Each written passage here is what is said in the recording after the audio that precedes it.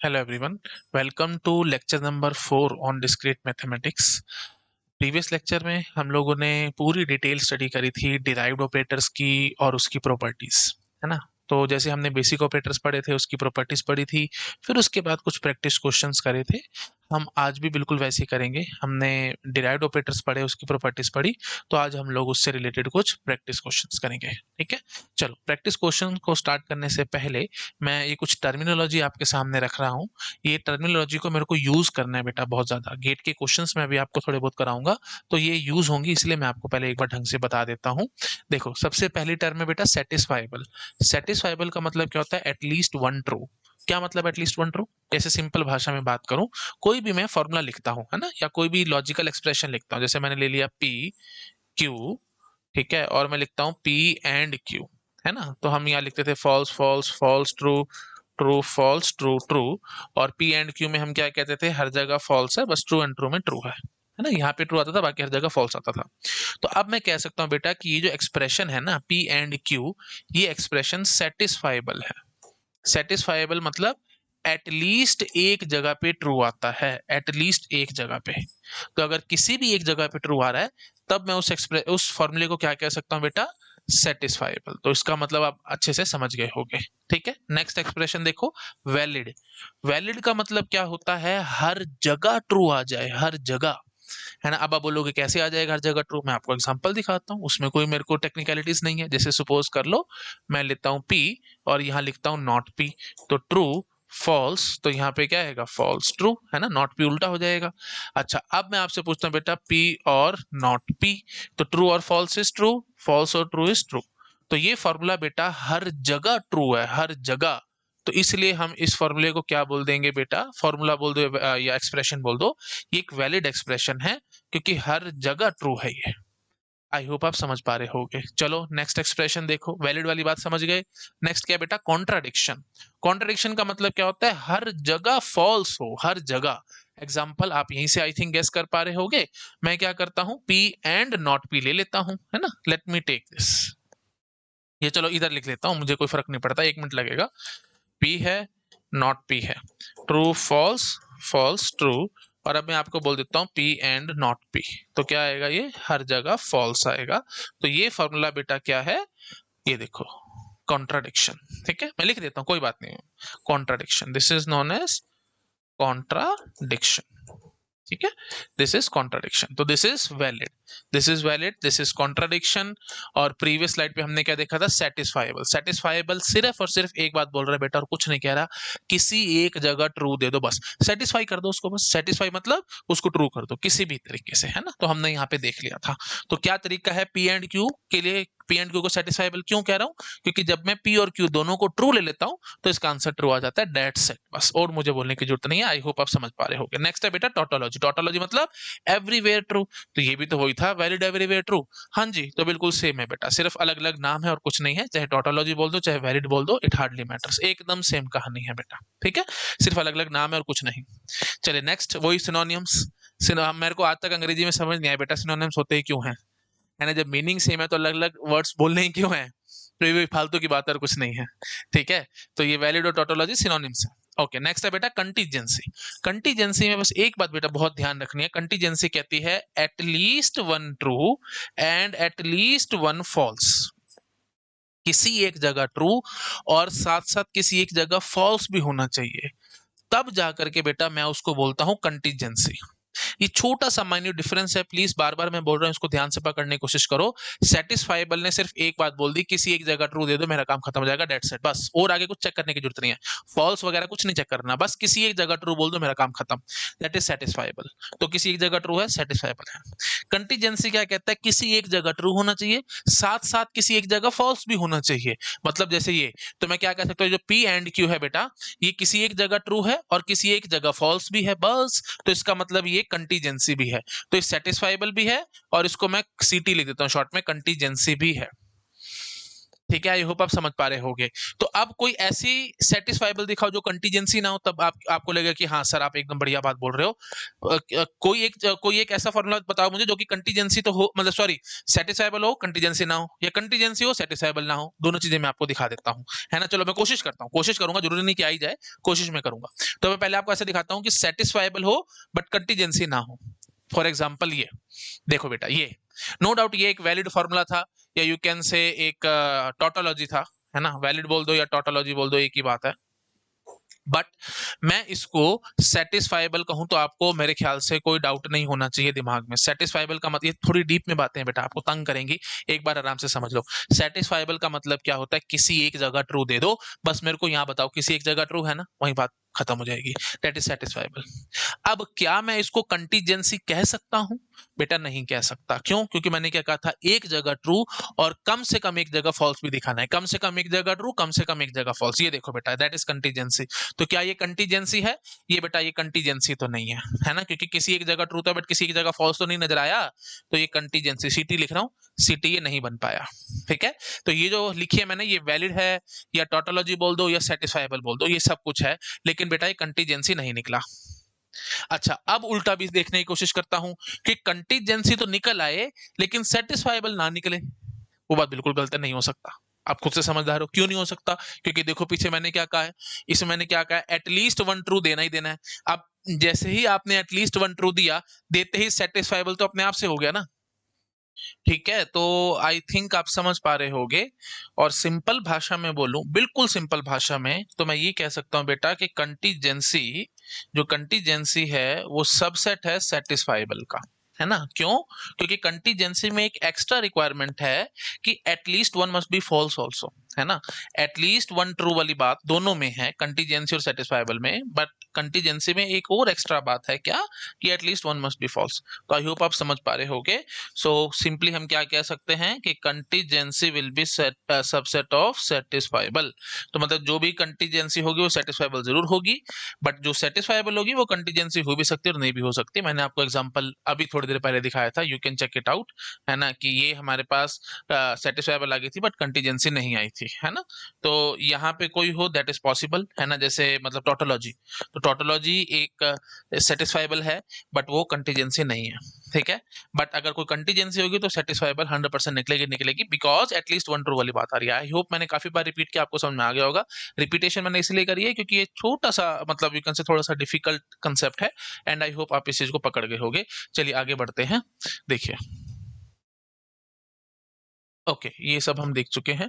हाँ जी, तो आप देखो, मैं 2004 का क्वेश्चन दिखाता हूँ मैं आपको। आपको लग रहा होगा कि अभी तक सर हमने ये सब डिस्कस ही क्यों किया, है ना, ये बेसिक टर्मिनोलॉजी थी तो हमने क्यों डिस्कस करी, क्योंकि इस पे ऑफ कोर्स गेट के क्वेश्चंस आए हैं और बहुत इंपॉर्टेंट कंसेप्ट है। तो लेट मी शो यू। देखो 2004 का क्वेश्चन क्या है, the following propositional statement is, है ना, एक स्टेटमेंट गिवन है, क्या P इंप्लाइज Q और R, that implies P and Q implies R। तो ये पूछा जा रहा है, it is satisfiable but not valid, valid contradiction, none of the above. क्या है क्या नहीं है वो हमारे को बताना है। तो हमारे को अब बात पता है अच्छे से, मतलब सेटिस्फाइबल क्या है, वैलिड क्या होता है, एंड सो। तो हम लोग अब देखते हैं। देखो भाई, बहुत आसान काम है। आपको क्या करना है, एक तरीका तो क्या है कि आप पेपर में बैठ करके इसको, इसके बारे में सोचो, है ना, अपना माइंडसेट खराब करो, कोई फायदा नहीं है। सिंपलेस्ट वे आउट है, बुलियन अलजेब्रा लगाओ, आंसर निकालो, है ना। हमारे को बुलियन अलजेब्रा आता है, मुझसे फटाफट से आंसर निकाल करके आपको दिखा देते हैं। तो लेट मी शो यू। क्योंकि फर्स्ट क्वेश्चन है तो मैं बहुत आराम से और बहुत स्लोली चलूंगा। देखो, P इंप्लाइज Q और R, तो हम इसको सीधा लिखेंगे P बार प्लस में Q प्लस में R। आई थिंक ये आप आराम से लिख पा रहे होगे, इसमें कोई खास टेक्निकलिटी है नहीं। अच्छा जी, नाउ दिस इंप्लाइज दिस थी, तो पहले इसको कर लो, P and Q bar plus में R, है ना, ये चीज मैंने ऐसे खोल दी। आई होप आप समझ पा रहे होगे। अच्छा, अब साथ में क्या थे, इम्प्लीकेशन था, तो प्लस लगाना है और इस पूरे पे बार लगा देना है। अगर ये सब समझ नहीं आ रहा तो आपको प्रीवियस लेक्चर देखना पड़ेगा भाई, है ना, इसका मतलब आपके प्रीवियस लेक्चर में गड़बड़ है। तो ये आई होप आप कर गए होगे। अब इसको खोलो फटाफट से, इसमें कुछ है नहीं। P डॉट Q बार डॉट R बार प्लस, है ना, ये बस डी मॉर्गन्स लॉ से मैंने खोल दिया, प्लस में P बार प्लस में Q बार प्लस में R, है ना, वही डी मॉर्गन्स लॉ से इसको भी खोल दिया मैंने। अब देखो बेटा, आप क्या कर सकते हो, आराम से देखो, यहाँ से Q बार आ जाएगा कॉमन, है ना, Q बार और यहाँ पे भी है, तो क्यू बार कॉमन, फिर 1 प्लस में पी आर बार हो जाएगा, वो हट जाएगा। आई होप आप समझ पा रहे होगे। तो अल्टीमेटली क्या बन के आएगा, ये पी बार प्लस में क्यू बार प्लस में R. You can check it out yourself. तो अब आप क्लियरली देखते ही बताओगे कि ये जो एक्सप्रेशन है ये सेटिस्फाइबल है क्या? ऑफ कोर्स सेटिस्फाइबल है ना। आप चाहो तो इसके लिए ट्रूथ टेबल बना करके देख सकते हो, बट कॉमन सेंस से सोचो सेटिस्फाइबल का मतलब क्या है, किसी जगह ट्रू लेकर के आ जाओ, है ना, किसी एक जगह ट्रू, बस ये सेटिस्फाइबल कहता था। हाँ जी, तो p की वैल्यू आप जीरो ले लो, बस जैसे ही आप p की वैल्यू जीरो लोगे, जीरो का बार करोगे तो 1 आएगा। 1 प्लस समथिंग इज 1 ओनली। तो मतलब मैं इसको बड़े आराम से बोल सकता हूँ कि किसी एक जगह ट्रू जरूर आएगा, तो हेंस इट इज सेटिस्फाइबल। अच्छा, फिर क्या, अब देख लो ऑप्शन में क्या कह रहा है, सेटिस्फाइबल बट नॉट वैलिड। वैलिड कहने का मतलब क्या होता है, देखो प्लीज ध्यान रखना, बूलियन अलजेब्रा से जब आप पूरा सॉल्व करते हो तो आंसर 1 आ जाए। अगर 1 आ जाएगा that means of course satisfiable. Sorry, 1 means हाँ सेटिस्फाइबल तो है ही है ऑफ कोर्स, मतलब साथ साथ टोटोलॉजी भी आ जाएगी, है ना, टोटोलॉजी मींस वैलिड ओनली, तो वो चीज भी आ जाती। बट ऑफ कोर्स यहाँ पे हम ये चीज आराम से कह पा रहे हैं कि ये वैलिड तो नहीं होगा। क्यों नहीं होगा? क्योंकि वैलिड मतलब क्या होगा, हर जगह ट्रू आना चाहिए ट्रूथ टेबल में। अब आप इमेजिन करने की कोशिश करो, क्या किसी जगह ये फॉल्स आ सकता है? हाँ जी बिल्कुल आ सकता है। कॉमन सेंस से सोचो, जब आप p की वैल्यू 1 ले लो, है ना, q की वैल्यू 1 ले लो और r की वैल्यू 0 ले लो, तो जैसे आप p की वैल्यू 1 लोगे, बार करोगे तो ऑफ कोर्स 0 हो जाएगा, है ना। q की वैल्यू आपने 1 ली थी, बार करोगे तो ऑफ कोर्स ये भी 0 हो जाएगा, और r हमारे पास 0 था ही था। तो अल्टीमेटली हम क्या कह सकते हैं, p is equal to 1, q is equal to 1, r is equal to 0। Common sense से सोचो, इस ये वैल्यूज पुट करते ही ये फॉर्मूला हमारा 0 बन जाएगा, मतलब फॉल्स बन जाएगा। और टोटोलॉजी में फॉल्स कभी आना ही नहीं चाहिए था, तो ऑफ कोर्स हम फंस गए, काम नहीं बना, है ना। तो मतलब ये ऑप्शन सेटिस्फाइबल बट नॉट वैलिड, ये एकदम 100% मुझे ठीक लग रहा है बेटा। ठीक है, this is correct option. Valid वाली बात नहीं आ रही है, कॉन्ट्रडिक्शन वाली बात भी नहीं आ रही। कॉन्ट्रडिक्शन कब आएगा बेटा, जब बूलियन अलजेब्रा से सॉल्व करने के बाद आंसर 0 आ जाए, प्लीज ध्यान रखना, है ना। तो अगर आपने बूलियन अलजेब्रा से सॉल्व किया, आंसर आपके पास 1 आ गया, तब आप उसको बोलोगे टोटोलॉजी। और बूलियन अलजेब्रा से सॉल्व करने के बाद आंसर 0 आ गया, तब आप उसको बोल दोगे कॉन्ट्राडिक्शन। ठीक है, ध्यान रखना, कॉन्ट्राडिक्शन। हाँ जी, तो ये कॉन्ट्राडिक्शन तो ऑफ कोर्स नहीं है, नन ऑफ द अबव भी नहीं है, तो of course A option is correct. I hope आप समझ पा रहे होगे। फटाफट से नोट डाउन करो, अगली स्लाइड पे मैं जंप करूंगा। हो गया जी, ठीक है। 1992 का क्वेश्चन देखो, which the following is a tautology, कौन कौन सा टोटोलॉजी है? तो बस वही बात है, ये भी बिल्कुल उसी टाइल से जैसे अभी समझाया था, हम उसको चेक कर सकते हैं। बूलियन अलजेब्रा से सॉल्व करने के बाद आंसर 1 आना चाहिए, दैट्स इट। फटाफट से चेकिंग करते हैं बेटा। ए और बी इंप्लाइज बी एंड सी, तो आप आराम से बोलोगे ए प्लस बी का बार, है ना, प्लस में बी सी। आई होप आप समझ पा रहे होगे, ए प्लस बी का होल बार हो जाएगा, प्लस में बी डॉट सी हो जाएगा। तो अल्टीमेटली ये क्या बन के आएगा, A bar dot B bar plus में बी सी। तो कहाँ है ये, तो टोटोलॉजी कहाँ से आ रही है? 1 आंसर आना चाहिए बेटा, 1, है ना, नहीं आता, छोड़ दो इसको, गलत है ये। अगला देखो, A and B implies B और सी, तो ए बी का होल बार प्लस में बी प्लस में सी, है ना, ये बन के आया। ए एंड बी का होल बार हो जाएगा, प्लस बी और सी हो जाएगा। ये आई थिंक समझ पा रहे होगे आप लोग, पी इंप्लाइज क्यू को हम कैसे बोलते थे, पी बार प्लस में क्यू, बिल्कुल वैसा ही है और कुछ नहीं, है ना। नहीं तो प्रीवियस लेक्चर देखो अगर डाउट है तो। हाँ जी, तो अल्टीमेटली क्या आंसर निकलेगा, ये ए बार प्लस में बी बार प्लस में बी प्लस में सी। तो बी प्लस में बी बार कॉम्प्लीमेंट लॉ से 1 बन जाएगा, 1 प्लस ए बार प्लस में सी, और 1 plus something is 1 only, domination law से। तो ठीक है, फर्स्ट क्लास एकदम। ये 1 मैंने बोला था जैसे आएगा वो टोटोलॉजी कहलाया जाएगा, तो B option is correct, tautology आ रहा है। बट इसकी भी रेफरेंस के लिए मैं इसको भी समझा देता हूँ कि ये क्या कर रहा है ना, लेट मी शो यू। हाँ जी, तो ए और बी इंप्लाइज सी, तो बी इंप्लाइज सी, देखो ब्रैकेट लगा हुआ है ना, प्लीज ध्यान रखना, है ना, तो उसको खोल लो, बी बार प्लस में सी।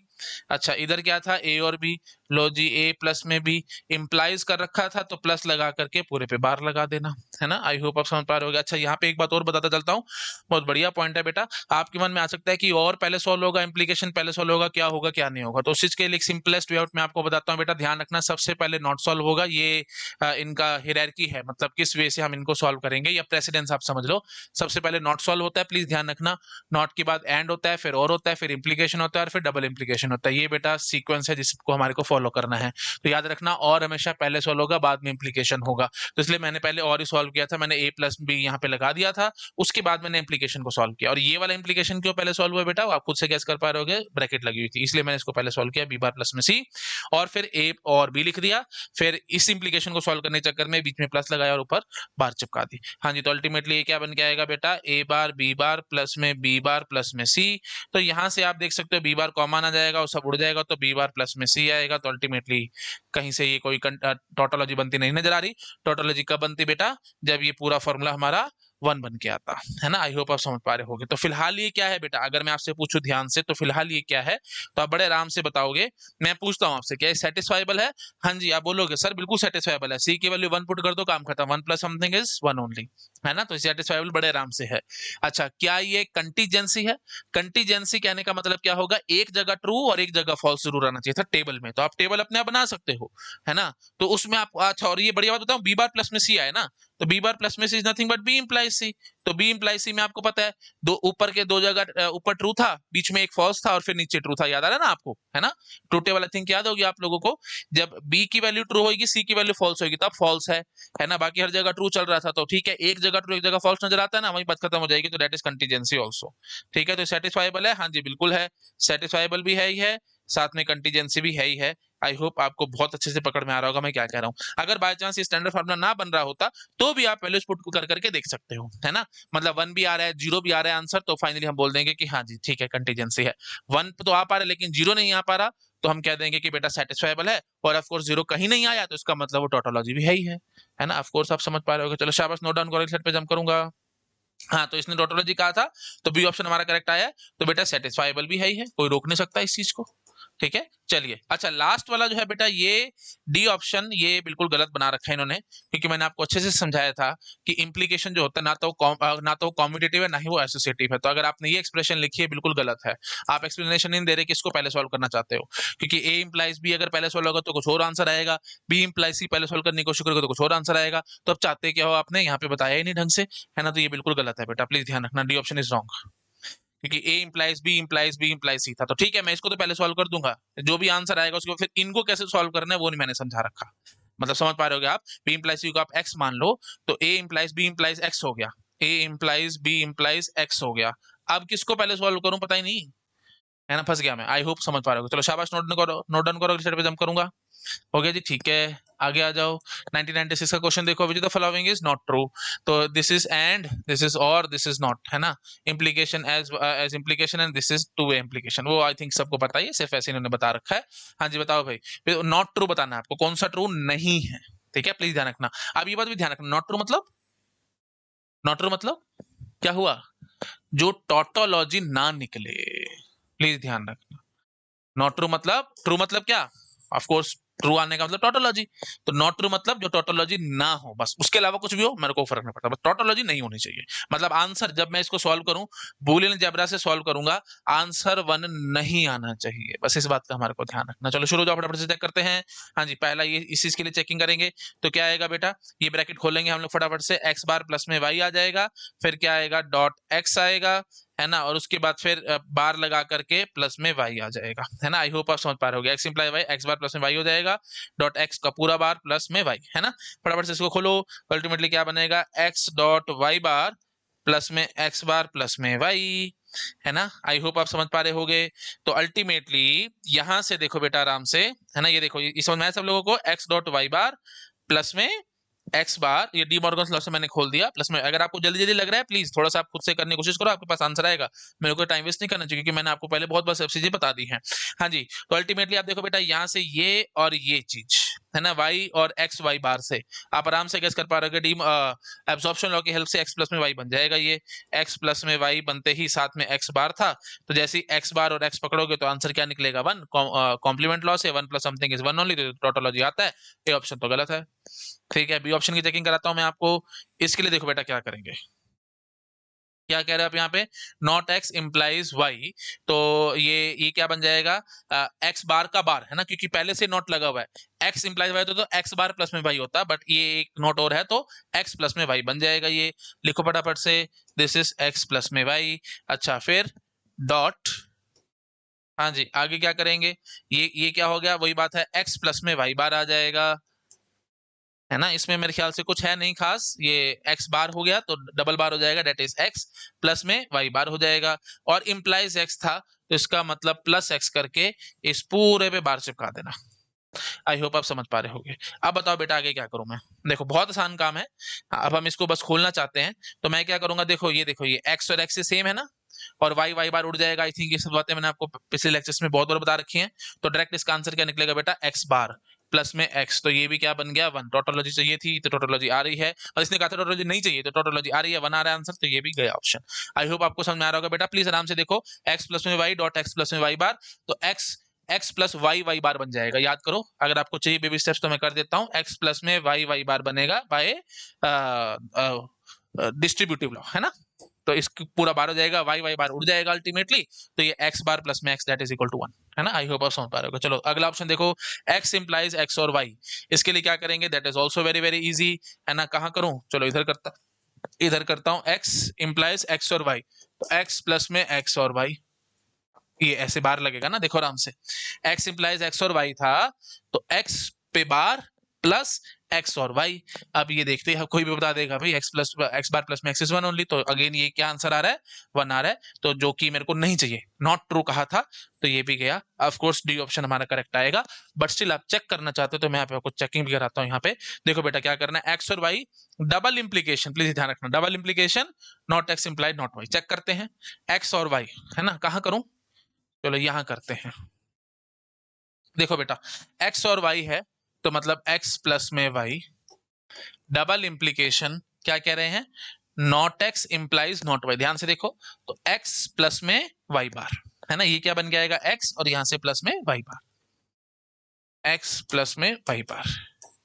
अब आप आराम से देख करके मुझे कॉमन सेंस से बता दोगे, मैंने इंप्लीकेशन जान करके नहीं खोला था बेटा, है ना। आप डबल इंप्लीकेशन जान करके नहीं खोला। डबल इंप्लीकेशन का मतलब क्या था, इक्विवेलेंट। अब बताओ मुझे, x प्लस में y और x प्लस में y बार क्या है, दोनों बात इक्विवेलेंट है।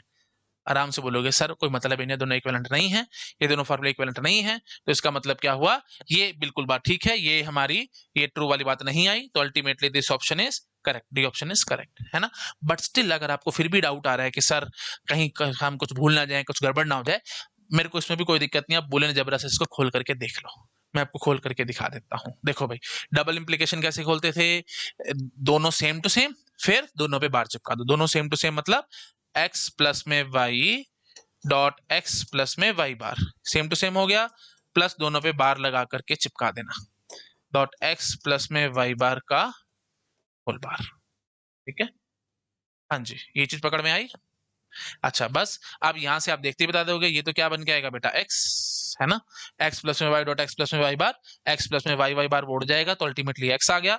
मैं बहुत स्पीड से कर रहा हूँ बेटा, आई होप आप भी आराम से मेरे साथ साथ कर पा रहे होगे, नहीं कर पा रहे तो थोड़ी सी प्रैक्टिस करनी पड़ेगी, प्रीवियस लेक्चर ढंग से देखो। हाँ जी, आप देखो यहाँ से ये क्या बन के आएगा, ये आप आराम से देख करके बता सकते हो, ये क्या बन के आएगा, x बार y बार डॉट x बार y, आराम से देखो, ठीक है। ये डी मॉर्गन लॉ से मैंने खोल दिया, x बार डॉट y बार, फिर डॉट तो बीच में था ही था, फिर x बार डॉट y, अब y डॉट y बार वो आपको पता है सब खत्म हो जाना है, यहाँ से 0 बन जाएगा, उड़ जाएगा, तो फाइनल आंसर हमारे पास क्या है बेटा, x आया है।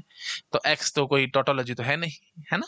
आई होप आप आराम से देख करके बता पा रहे होगे, ये तो कोई टोटोलॉजी नहीं बनती, तो बात नहीं बनी हमारी, ठीक है। तो I hope D option is correct, आप समझ गए होगे। चलो शाबाश, नोट डाउन करो, अगली साइड पे जब करूंगा, हो गया, ठीक है। अब देखो बेटा, बहुत सारे पीवाईक्यूज हैं, इसलिए मैंने आपके लिए प्रॉपर स्लाइड बनाई है ताकि आप ढंग से देख सके। आपको क्या करना है, अब आपको ना एक पीवाईक्यू के लिए कोई बुक परचेज करनी है, और वो खास बात क्या है, वो टॉपिक वाइज होनी चाहिए। आप किसी भी इंस्टीट्यूट की या कहीं से भी आप ये परचेज कर सकते हैं, ये सबसे बेस्ट ऑप्शन है, क्योंकि अगर आपके पास एक प्रिंटेड बुक होगी ना, तो आपके पास रिकॉर्ड रहेगा कि कहाँ से हमारे को कैसे क्या स्टडी करनी चाहिए, है ना। मतलब PYQs are the best way to study for GATE exam. तो आपके अब इसके ना बहुत सारे क्वेश्चंस है, अगर मैं सारे कराने बैठ जाऊंगा तो it will simply waste our time, और फिर वही बात है, ये 250-300 घंटे की प्लेलिस्ट बन जाएगी। तो अगर मुझे इसको कंसाइज वे में बताना है, तो मैं ये सजेशन दूंगा आपको, वो बुक से क्वेश्चंस आप आराम से सारे सॉल्व कर सकते हो, पीवाईक्यू मैं गारंटी लेता हूँ एक एक सॉल्व होगा, है ना। और फिर भी अगर आप उनकी सॉल्यूशंस देखना चाहते हो कि, और देखना चाहते हो कि मैंने कैसे अप्रोच किया, you want to see Amit sir explanations and all, तो आप यूट्यूब चैनल पे जाकर के वो क्वेश्चन सर्च कर सकते हो, आपको सारे मिल जाएंगे। मैंने पीवाईक्यूज के लिए प्लेलिस्ट अलग से पूरी बना रखी है, ठीक है, तो आपको टेंशन लेने की जरूरत नहीं है। तो देखो मैंने यहाँ लिख रखा है solve all the GATE questions okay related to the propositional logic. Propositional logic से रिलेटेड जितने भी आपको गेट के क्वेश्चन मिलते हैं आप सॉल्व कर सकते हो, आपसे सारे सॉल्व होंगे, है ना। और मोस्ट ऑफ द देखो मैंने लिखा भी है most of them are on my YouTube channel also, ठीक है, most of them YouTube channel पे भी आपको मिल जाएंगे। आई होप आप समझ पा रहे होगे। आप थोड़ी सी आपको बस प्रैक्टिस करनी है और कुछ नहीं, क्योंकि सारा कुछ मैं ही पढ़ाऊंगा तो फिर वही बात है, प्लेलिस्ट बहुत लंबी हो जाएगी, है ना। और मैंने आपको बेसिक बेसिक वे बता दिया, अप्रोच करना सिखा दिया, कैसे क्वेश्चंस को अप्रोच करना है, बेसिक वे आउट बार बार बता रहा हूँ, बोले नहीं जबरा, क्वेश्चन आए चुपचाप से बोले नहीं जबरा में कन्वर्ट करो, आंसर निकालो, डेट सेट, और कुछ करने की जरूरत नहीं है। आई होप समझ गए होगे। चलो आते हैं नेक्स्ट स्लाइड पे, नोट डाउन कर लिया होगा, ठीक है जी। अब कुछ और अच्छे अच्छे क्वेश्चंस आते हैं, मैं इस पे तारे बनाऊंगा क्योंकि these are very very important, इस पे सीधे सीधे आपसे पूछा जा सकता है। तो पहला सवाल है भाई, टोटोलॉजी इंप्लाइज सेटिस्फाइबल। अगर टोटोलॉजी है तो सेटिस्फाइबल होगी क्या? ये वही बात है बेटा, पी इंप्लाइज क्यू वाली, है ना। हमने लास्ट लेक्चर में भी समझा था पी इंप्लाइज क्यू, तो मैं एक बार आपको और दिखाता हूँ, P Q, P implies Q, है ना, false false false true, true false true true, है ना। तो ये क्या आता था बेटा, ट्रू ट्रू, और यहाँ पे फॉल्स और यहाँ पे ट्रू। आपको आई थिंक याद आ रहा होगा, हमने ये पी इंप्लाइज क्यू की ट्रुथ टेबल बनाई थी। अब इसी ट्रुथ टेबल से कुछ और बातें हैं, मैं पहले वो निकालता हूं और उसके बाद फिर ये सब चीजें हम समझने की कोशिश करेंगे। देखो बेटा, पी इंप्लाइज क्यू, अगर मैं बोलता हूं कि ये फॉर्मूला वैलिड है, ये वैलिड कब बनेगा, प्लीज ध्यान रखना कि पी ट्रू हो जाए और क्यू फॉल्स हो जाए, ये मैं होने ना दूं। अगर ये चीज मैं हटा, देखो पी ट्रू और क्यू फॉल्स हो, अगर ये चीज मैं ना होने दूं तो ऑफ कोर्स ये फिर हर जगह ट्रू ट्रू चलता रहेगा, तो पी इंप्लाइज क्यू फॉर्मूला मेरा वैलिड हो जाएगा, ठीक है। Again I am saying P implies Q valid कब होगा, जब पी क्यू और sorry P true Q false ना हो पाए, बाकी सब ठीक है ना। आप जैसे सपोज करो, अब और अच्छी अच्छी बातें बताता हूं, जैसे देखो P अगर मेरा फॉल्स हो, let me take red colour, अगर मेरा P फॉल्स है तो मेरे को Q से मतलब ही नहीं है, चाहे वो फॉल्स हो या ट्रू हो, मेरा P इंप्लाइज Q ट्रू चलता रहता है। तो what does this mean, P implies Q की एक बहुत बढ़िया बात मुझे समझ में आई कि अगर P फॉल्स है तो मैं चुपचाप से बोलूंगा कि दिस फॉर्मूला इज वैलिड। अगर मैं आपको बोल दूं कि P इंप्लाइज Q में P मेरा फॉल्स चल रहा है तो आपको Q देखने की जरूरत ही नहीं है, वो ट्रू है या फॉल्स है, मैं बोलूंगा P implies Q is valid, और यू कैन से टोटोलॉजी, ठीक है। आई होप आप समझ पा रहे होगे। अच्छा, वैसे टोटोलॉजी नहीं है ये, वैसे तो कंटीजेंसी आप देख पा रहे होगे, एक जगह किसी एक जगह ट्रू और किसी एक जगह फॉल्स आपको नजर आता है, कम से कम एक जगह ट्रू कम से कम एक जगह फॉल्स, तो कंटीजेंसी होता था, कंटीजेंसी है ये, है ना। बट स्टिल मैं आपको समझा रहा हूं कि कब ये बन सकता है और क्या बन सकता है, ठीक है। अच्छा, अब दूसरी बात एक और समझो बेटा, है ना। अब अगर ये बात भी देखो कि अगर मेरे पास Q ट्रू आ जाए, है ना, let me right it here, P implies Q में अगर मेरा Q ट्रू आ जाए तो मेरे को कोई फर्क ही नहीं पड़ता बेटा, P ट्रू हो या फॉल्स हो, मेरा ये वैलिड फॉर्मूला बन जाएगा। आराम से चेक करो, ट्रुथ टेबल में भी देख सकते हो, Q की वैल्यू ट्रू है बेटा, देखो आराम से, Q की वैल्यू ट्रू यहाँ पे है और Q की वैल्यू ट्रू यहाँ पे है, तो आराम से देखो P can be either true और फॉल्स, मेरे को फर्क नहीं पड़ता, फाइनल आंसर देख लो बेटा, ट्रू ही आ रहा है, ठीक है ना। तो इसलिए मैंने लिख दिया P इंप्लाइज Q में अगर Q मेरा ट्रू है तो कंफर्म है ये वैलिड निकलेगा। आई होप आप समझ पा रहे होगे। अच्छा, अब और बढ़िया बात समझो, ये आई होप समझ में आ गया था ना। हाँ जी, अब देखो, अगर मैं आपको बोलता हूँ P इंप्लाइज Q में कि P को ट्रू रखना है, then Q must be true बेटा।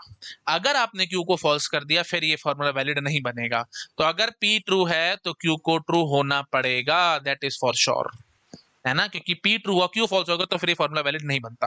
तो to make P implies Q valid, if P is true Q must be true. अच्छा, दूसरी बात देखो बेटा, अगर मैं बोल देता हूं Q मेरा फॉल्स है तो कंफर्म है बेटा P को फॉल्स होना बहुत जरूरी है, तभी ये वैलिड बनेगा, अदरवाइज ये वैलिड नहीं बनेगा। तो if Q is false then P must be false.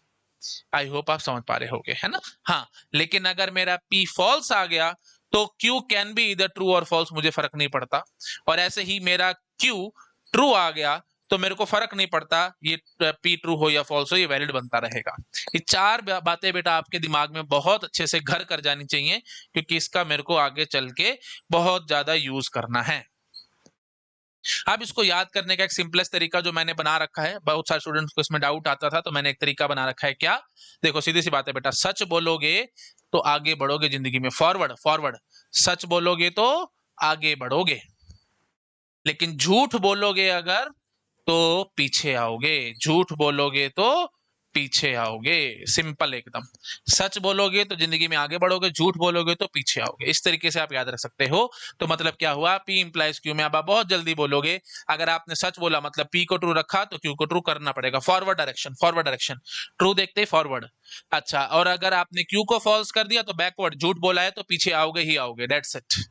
ठीक है, आई होप आप समझ पा रहे होगे। हाँ, बट ट्रुथ टेबल के अकॉर्डिंग हमने देख लिया कि अगर आपने झूठ बोला मतलब फॉल्स, तो फिर आगे ट्रू आया फॉल्स है मैं कुछ कह नहीं सकता। मतलब आप तरक्की कर भी सकते हो और नहीं भी कर सकते झूठ बोल के, है ना। सिमिलरली पीछे आने वाली बात आएगी तो झूठ बोलोगे तो हो सकता है कि आप पीछे आओ या ना भी आओ, है ना। तो ये बस ऐसी फालतू की बात कर रहा हूँ और कुछ नहीं, है ना। तो आई थिंक समझ गए होगे आप लोग। झूठ बोला अगर आपने तो ट्रू मतलब तरक्की समझ लो, फॉल्स मतलब तरक्की नहीं हुई। तो झूठ बोला है आपने तो तरक्की हो भी सकती है और नहीं भी हो सकती। और यहाँ से देखो, अगर आपने यहाँ पे झूठ बोला है तो पीछे आ रहे हो, है ना। तो पीछे मतलब आप आ भी सकते हो और नहीं भी आ सकते। ऐसे कुछ भी मैंने बोल दिया। आई थिंक आप समझ पा रहे हो। बट ये दोनों बातें बेटा बहुत ज्यादा ध्यान रखनी है आपको, ये बहुत ज्यादा यूज होंगी।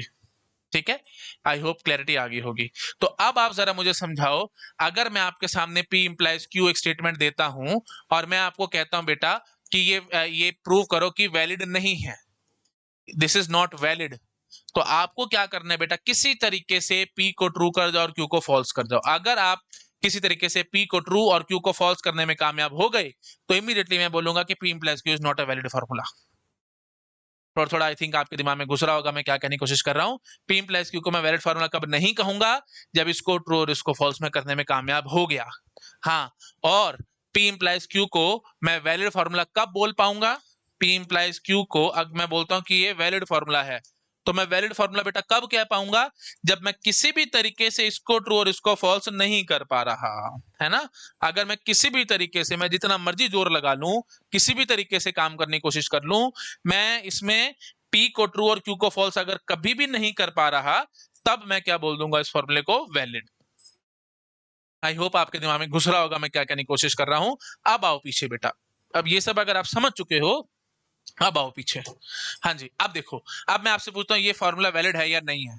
Is this formula valid or not, या सिंपल भाषा में बोलो, is this formula true or not, या इज दिस टोटोलॉजी और नॉट। कुछ मर्जी बोल दो, मुझे कोई फर्क नहीं पड़ता। तो tautology implies satisfiable, this formula is valid or not, ये मेरे को चेक करना है। मतलब if the given formula is a tautology then it must be satisfiable. ये बात ठीक है या नहीं है? आप बोलोगे सर बिल्कुल ठीक है, क्योंकि अगर टोटोलॉजी होगा तो सेटिस्फाइबल तो 100% होना ही होना है। क्यों? क्योंकि टोटोलॉजी क्या कहता है, हर जगह ट्रू, हर जगह ट्रू। और सेटिस्फाइबल क्या कहता है, किसी एक जगह ट्रू दे दो मेरा काम खत्म हो जाएगा। जब हर जगह ट्रू तो किसी एक जगह ट्रू तो होगा ही होगा। तो अगर टोटोलॉजी है तो सेटिस्फाइबल 100 क्या 110% निकलेगा बेटा। ठीक है, दिस फॉर्मूला इज वैलिड। अगर आपको फिर भी डाउट आ रहा है तो मैं बेटा ऐसे कह सकता हूं आपको बहुत इजी वे में, ये देखो, अगर आपको डाउट है कि टोटोलॉजी इंप्लाइज सेटिस्फाइबल होता ही नहीं होता, तो बात वही उठेगी, मैं बोलूंगा इसको किसी तरीके से आप ट्रू करो और इसको किसी तरीके से आप फॉल्स करने की कोशिश करो। मतलब आप दुनिया में कोई ऐसा फॉर्मूला मुझे दे दो या ट्रुथ टेबल मुझे ऐसी बना करके दे दो, जिसमें ट्रुथ टेबल हम बनाएंगे कुछ भी, है ना, ये मैंने ऐसी इमेजिनेशन से दिखाई है। मतलब मैं बोल रहा हूं इसे, टोटोलॉजी इंप्लाइज सेटिस्फाइबल, ये तो फॉर्मुलेज में होता था ना, कौन सा टोटोलॉजी कौन सा सेटिस्फाइबल एंड सो ऑन। तो ऐसे में आपको दुनिया में कोई फॉर्मूला मैंने पकड़ लिया। अब मैं आपको कहता हूं, अगर मेरे को उसको फॉल्स करना है ना, मतलब ये स्टेटमेंट को फॉल्स करना है, तो मतलब मेरे को टोटोलॉजी को दिखाना पड़ेगा और साथ साथ उसको मैं सेटिस्फाइबल ना कर पाऊं। अब अगर आप बेटा इसको टोटोलॉजी दिखाते हो तो आपने हर जगह ट्रू भरा होगा। जैसे हर जगह ट्रू भरा होगा तो सेटिस्फाइबल क्या कहेगा, सेटिस्फाइबल को फॉल्स करने के लिए मतलब किसी एक भी जगह ट्रू नहीं होना चाहिए था, तो बिल्कुल गलत हो गया ना बेटा। सेटिस्फाइबल क्या कहेगा, किसी एक जगह ट्रू चाहिए ही चाहिए। तो बस जैसे आपने टोटोलॉजी वाली बात को ट्रू करा तो हर जगह आप ट्रू भर के बैठ गए, तो इनडायरेक्टली किसी एक जगह तो ट्रू आपको मिला ही है ना। तो बस सेटिस्फाइबल तो अपने आप से है। थोड़ा सा दिमाग से सोचो, आपको समझ में आएगा, इसमें कोई बड़ी बात नहीं है। ठीक है, थोड़ा सा सोचो बस। आई होप क्लैरिटी आ गई होगी। चलो शाबाश, नोट डन करो, इस साइड पे जंप करूंगा। हो गया, ठीक है जी। नेक्स्ट फॉर्मूला देखो बेटा, कंटीजेंसी इंप्लाइज सेटिस्फाइबल, क्या ये बात ट्रू है या फॉल्स है? कंटीजेंसी देखो क्या कहती थी, कंटीजेंसी कहती थी कि किसी एक जगह ट्रू चाहिए और किसी एक जगह फॉल्स चाहिए। ठीक है, तो सेटिस्फाइबल क्या कहता था, किसी एक जगह बस ट्रू दे दो मेरा काम हो जाएगा। तो अगर मैं बोलता हूं कंटीजेंसी इंप्लाइज सेटिस्फाइबल, क्या ये फॉर्मूला वैलिड है, क्या ये चीज वैलिड है? वैलिड मतलब क्या ये चीज ट्रू है? तो आप बोलोगे हाँ जी सर बिल्कुल है। क्यों? क्योंकि कंटीजेंसी क्या कहता है, किसी एक जगह ट्रू और किसी एक जगह फॉल्स, और सेटिस्फाइबल क्या कहता है, किसी एक जगह ट्रू। तो इसका मतलब क्या हुआ, अगर कोई भी फॉर्मूला मेरे पास कंटीजेंसी होगा, मतलब मैं इसको ट्रू मानता हूं, कंटीजेंसी को ट्रू मानता हूं, तो सेटिस्फाइबल को क्या मैं फॉल्स मान पाऊंगा? नहीं मान पाऊंगा। क्यों नहीं मान पाऊंगा? क्योंकि अगर मैंने इसको किसी एक जगह पे ट्रू रख दिया ना बेटा, अगर मैंने इसको किसी भी एक जगह पे ट्रू रख दिया, मतलब फॉर्मूले में इमेजिन करो मैंने किसी एक जगह ट्रू रख दिया और किसी एक जगह फॉल्स भी मैंने रख दिया, तब वो कंटीजेंसी कहलाया गया। अब किसी एक जगह ट्रू तो रखे तो सेटिस्फाइबल तो अपने आप से हो गया बेटा, इसमें क्या टेंशन है? आई होप आप समझ पा रहे हो। मतलब मैं इसको ट्रू और इसको फॉल्स करने में कामयाब नहीं हो पा रहा, दैट मींस व्हाट कि कंटीजेंसी प्लस सेटिस्फाइबल 100% ट्रू है ये बात। ठीक है, तो this is a valid formula. I hope आप समझ पा रहे हो। चलो शाबाश, नोट डाउन करो, साइड पे जंप करूंगा। हो गया, ठीक है। अब देखो ये क्या कह रहे हैं हम, टोटोलॉजी और contingency double implication to satisfiable. Double implication का मतलब क्या हुआ? इक्विवेलेंट। अब मैं आपको एक बात और समझाता हूं बेटा, P implies Q and Q implies P, जब ये दोनों के दोनों ट्रू होते हैं ना, तब वो बनता है बेटा P double implication to Q। P double implication आप ऐसे भी समझ सकते हो, देखो डबल इंप्लीकेशन ये ऐसे बना है, P इंप्लाइज Q और Q इंप्लाइज P के लिए ऐसे एरो। ठीक है, तो डबल इंप्लीकेशन कब बनता है बेटा? जब दोनों तरफ चल रहा हो, है ना, मतलब P इंप्लाइज Q भी ट्रू हो, साथ साथ Q इंप्लाइज P भी ट्रू हो। ब्रैकेट लगा लेना ढंग से। ठीक है, P इंप्लाइज Q भी ट्रू हो, Q इंप्लाइज P भी ट्रू हो, तब हम कह पाते हैं कि P double implication to Q है। तो अगर आपके पास ये स्टेटमेंट आई है, आपको इसको प्रूव करना है, तो आप क्या बोलोगे? दोनों तरीके से मेरे को दिखाना पड़ेगा, टोटोलॉजी और कंटीजेंसी इंप्लाइज सेटिस्फाइबल, और सेटिस्फाइबल इंप्लाइज टोटोलॉजी और कंटीजेंसी। दोनों दोनों फॉर्मूले मुझे प्रूव करने पड़ेंगे। अब आप जरा मुझे बताओ मैं कैसे इसको प्रूव करूं और कैसे इसको प्रूव करूं। बहुत इजी है, देखो बिल्कुल लिटरल मतलब निकालो, बिल्कुल कॉमन सेंस से सोचो। टोटोलॉजी या कंटीजेंसी में से दोनों में से एक, मतलब ये अगर मैं स्टेटमेंट ट्रू मानता हूं, है ना, अगर मैं इस चीज को ट्रू मानता हूं तो मैं इस चीज को फॉल्स ना कर पाऊं, बस यही बात है ना। तो अब आप मुझे बताओ, चाहे टोटोलॉजी हो चाहे कंटीजेंसी हो, मैंने अगर इसको ट्रू माना है तो दोनों में से कोई एक ट्रू हो सकता है। मैं इसको नेक्स्ट पेज पे चलो ढंग से समझाता हूं। देखो, टोटोलॉजी और कंटीजेंसी इंप्लाइज सेटिस्फाइबल, तो मैं ये कहता हूं बेटा इसको ट्रू मानो और इसको फॉल्स करो किसी भी तरीके से। तो अगर आप इसको ट्रू मानते हो तो बिल्कुल मिनिमम केस मानो, या तो ये ट्रू होगा या ये ट्रू होगा, या दोनों भी ट्रू हो सकते हैं, है ना। तो मैं मान लेता हूं कि कोई एक ट्रू मान लो, जो आपका मन कर रहा है। सपोज करो मैं टोटोलॉजी को ट्रू मानता हूं। अगर आप टोटोलॉजी मानते हो तो हर जगह ट्रू आया बैठा है, तो अपने आप से सेटिस्फाइबल तो हो गया। ऐसे ही अगर आप कंटीजेंसी को ट्रू मानते हो तो भी कंटीजेंसी क्या है, किसी एक जगह ट्रू किसी एक जगह फॉल्स, तो भी एक जगह ट्रू तो आ ही गया। अगर किसी एक जगह ट्रू आ गया तो सेटिस्फाइबल अपने आप से होगा, काम खत्म। ठीक है, आई होप आप गेस कर पा रहे होगे। अच्छा जी, अब मतलब मैं इसको ट्रू इसको फॉल्स करने में कामयाब नहीं हो पा रहा, मतलब ये साइड तो मैं प्रूव कर गया। अब दूसरी तरीके से देखना पड़ेगा, सेटिस्फाइबल इंप्लाइज टोटोलॉजी और कंटीजेंसी। अब सेटिस्फाइबल बेटा आराम से इस चीज को ट्रू करना है और इस चीज को मुझे फॉल्स करने की कोशिश करनी है। अगर मेरे को इस चीज को ट्रू करना है तो मैं क्या बोलूंगा, सेटिस्फाइबल को ट्रू करने के लिए किसी एक जगह फॉर्मूले में मुझे ट्रू देना पड़ेगा 100%। ये बात समझो आराम से, बहुत प्यारा कंसेप्ट है, प्लीज ध्यान से समझना। किसी एक जगह मुझे ट्रू करना पड़ेगा, तब सेटिस्फाइबल हमारी वाली बात हमारी ट्रू हो जाएगी। अब मैं कहता हूं इसको फॉल्स करो, मतलब ना तो टोटोलॉजी निकले ना ही कंटीजेंसी निकले। क्या ऐसा हो सकता है? चलो मैं ऐसे समझता हूं, मैं टोटोलॉजी को फॉल्स करने की कोशिश करता हूं, मतलब इन द सेंस कि इस फॉर्मूले को मैं चाहता हूं कि टोटोलॉजी ना बने। अगर ये टोटोलॉजी नहीं बनेगा, मतलब किसी ना किसी जगह पे फॉल्स भरना पड़ेगा। सपोज करो मैंने यहाँ पे फॉल्स भरा, now the moment I put false here, मैं इमीडिएटली बोलूंगा एक जगह ट्रू, कम से कम एक जगह ट्रू, कम से कम एक जगह फॉल्स। ये तो निशानी है हमारी किसकी? कंटीजेंसी की। तो मतलब टोटोलॉजी को फॉल्स करने के चक्कर में मैं गया तो कंटीजेंसी पैदा होगी। ठीक है, अब सपोज करो मैं कंटीजेंसी को फॉल्स करने की कोशिश करता तो ऑफ कोर्स टोटोलॉजी बन जाता है। अब देखो सेटिस्फाइबल, देख मैं ऐसे समझाता हूं, सेटिस्फाइबल हमारा ट्रू है, सेटिस्फाइबल ट्रू है तो मतलब हमने कहीं ना कहीं फॉर्मूले में ट्रू जरूर भरा होगा। अब इसको फॉल्स करने के चक्कर में मैं बोलता हूं कि कंटीजेंसी मेरा फॉल्स है ना, कंटीजेंसी को मैं फॉल्स करने की कोशिश करता हूं। तो जैसे ही मैं कंटीजेंसी को फॉल्स करने की कोशिश करूंगा तो मैं क्या बोलूंगा कि एक जगह ट्रू तो आया बैठा, तो एक जगह फॉल्स नहीं आना चाहिए, मतलब किसी भी जगह पे फॉल्स नहीं आना चाहिए। अगर किसी भी जगह पे फॉल्स नहीं आना चाहिए फॉर्मूले में, तो मतलब क्या होगा बेटा, हर जगह ट्रू बैठा होगा। अगर हर जगह ट्रू बैठा होगा तो अपने आप से टोटोलॉजी ना बन गई, अपने आप टोटोलॉजी बन गई। तो इसका मतलब क्या हुआ कि अगर मैंने सेटिस्फाइबल को ट्रू माना तो मैं चाहकर भी इन इसको फॉल्स नहीं कर पा रहा, क्योंकि इसको फॉल्स करने के चक्कर में दोनों को फॉल्स करना पड़ेगा बेटा, टोटोलॉजी को भी और कंटीजेंसी को भी, दोनों को मुझे फॉल्स करना पड़ेगा। तो दोनों को मैं फॉल्स तो सारी उम्र कर ही नहीं पा रहा ना, क्योंकि जैसे ही मैं टोटोलॉजी को फॉल्स करने के चक्कर में जाता हूं तो कंटीजेंसी पैदा हो जाती है, और जैसे मैं कंटीजेंसी को फॉल्स करने के चक्कर में घूमता हूं तो टोटोलॉजी फॉल्स हो जाती है, सॉरी टोटोलॉजी ट्रू हो जाती है। समझ रहे हो, टोटोलॉजी को फॉल्स करने के चक्कर में कंटीजेंसी ट्रू हो जाती है और कंटीजेंसी को फॉल्स करने के चक्कर में टोटोलॉजी ट्रू हो जाती है। तो दोनों में से एक ट्रू जरूर रहता है, मैं वहीं फंस गया। तो मैं नहीं कर पा रहा बेटे, आप समझ पा रहे होगे, मतलब इसको ट्रू इसको फॉल्स में नहीं कर पा रहा, तो कन्फर्म है ये भी ट्रू है। तो इसका मतलब क्या हुआ, जो पीछे हमने बोली थी टोटोलॉजी और कंटीजेंसीज डबल इक्विवेलेंट टू सेटिस्फाइबल, मतलब ये इक्विवेलेंट है ना, मतलब you can say double implication हम इसको कहते हैं, डबल इक्विवेलेंट नहीं, डबल इंप्लीकेशन है ना। इंप्लीकेशन एक्चुअली ये फॉर्मूला ये होता है ना इंप्लीकेशन, तो डबल इंप्लीकेशन ये होता है ना, या इक्विवेलेंट आप बोल दो। तो टोटोलॉजी और contingency is equivalent to satisfiable, that is for sure. ठीक है, आई होप आप समझ पा रहे होगे।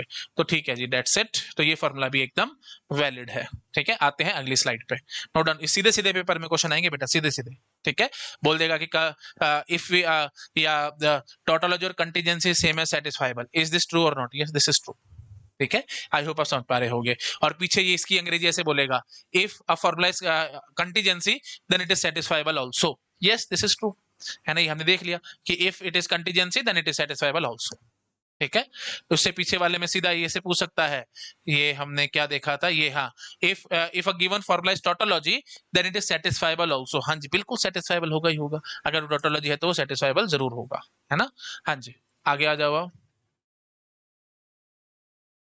हाँ जी, अब ये बताओ, contingencies double implication to U set. U set का मतलब क्या हुआ, अनसेटिस्फाइबल। ये अच्छा, कंटीजेंसी नहीं बेटा, ये कॉन्ट्राडिक्शन है, सी से हम कॉन्ट्राडिक्शन दिखाएंगे। तो मैं ये कहना चाहता हूं बेटा, contradiction that is equal to saying as अनसेटिस्फाइबल।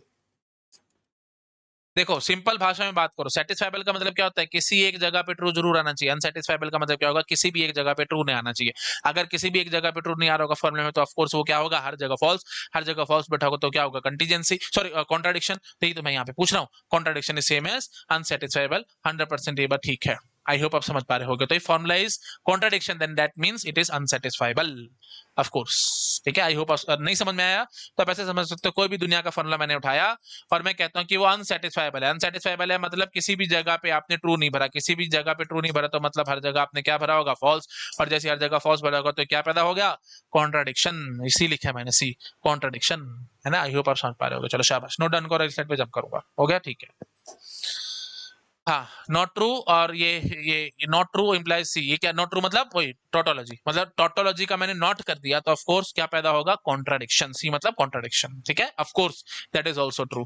Tautology है हमारे पास तो मतलब फॉर्मूले में हर जगह ट्रू बैठा होगा, और नॉट करने का मतलब क्या हुआ, आपने हर जगह उसको क्या कर दिया, उल्टा कर दिया। तो हर जगह ट्रू था तो हर जगह क्या बन गया, फॉल्स। अगर हर जगह फॉल्स बन गया तो वो क्या है बेटा, कॉन्ट्राडिक्शन है, काम खत्म, दैट इज आल्सो ट्रू। ठीक है, आई होप आप समझ पा रहे हो। चलो शाबाश, नोट डन करो, साइड पे जंप करूंगा। क्वेश्चन समझ में आ रहा है ना, सीधे सीधे क्वेश्चन पेपर में आएंगे कि if a given formula is not, if we not a tautology then what we will get a contradiction. ये बात ध्यान रखना, if we not a tautology, not a tautology means हमने हर जगह नॉट कर दिया। टोटोलॉजी में जहां जहां पे, मतलब टोटोलॉजी मतलब क्या है, फॉर्मूले में हर जगह ट्रू होगा, तो जहां हर जगह ट्रू था तो मैंने उसको हर जगह फॉल्स बना दिया, दैट्स इट। ठीक है, चलिए शाबाश, नोट डन कीजिए, साइड पे जंप करूंगा, हो गया।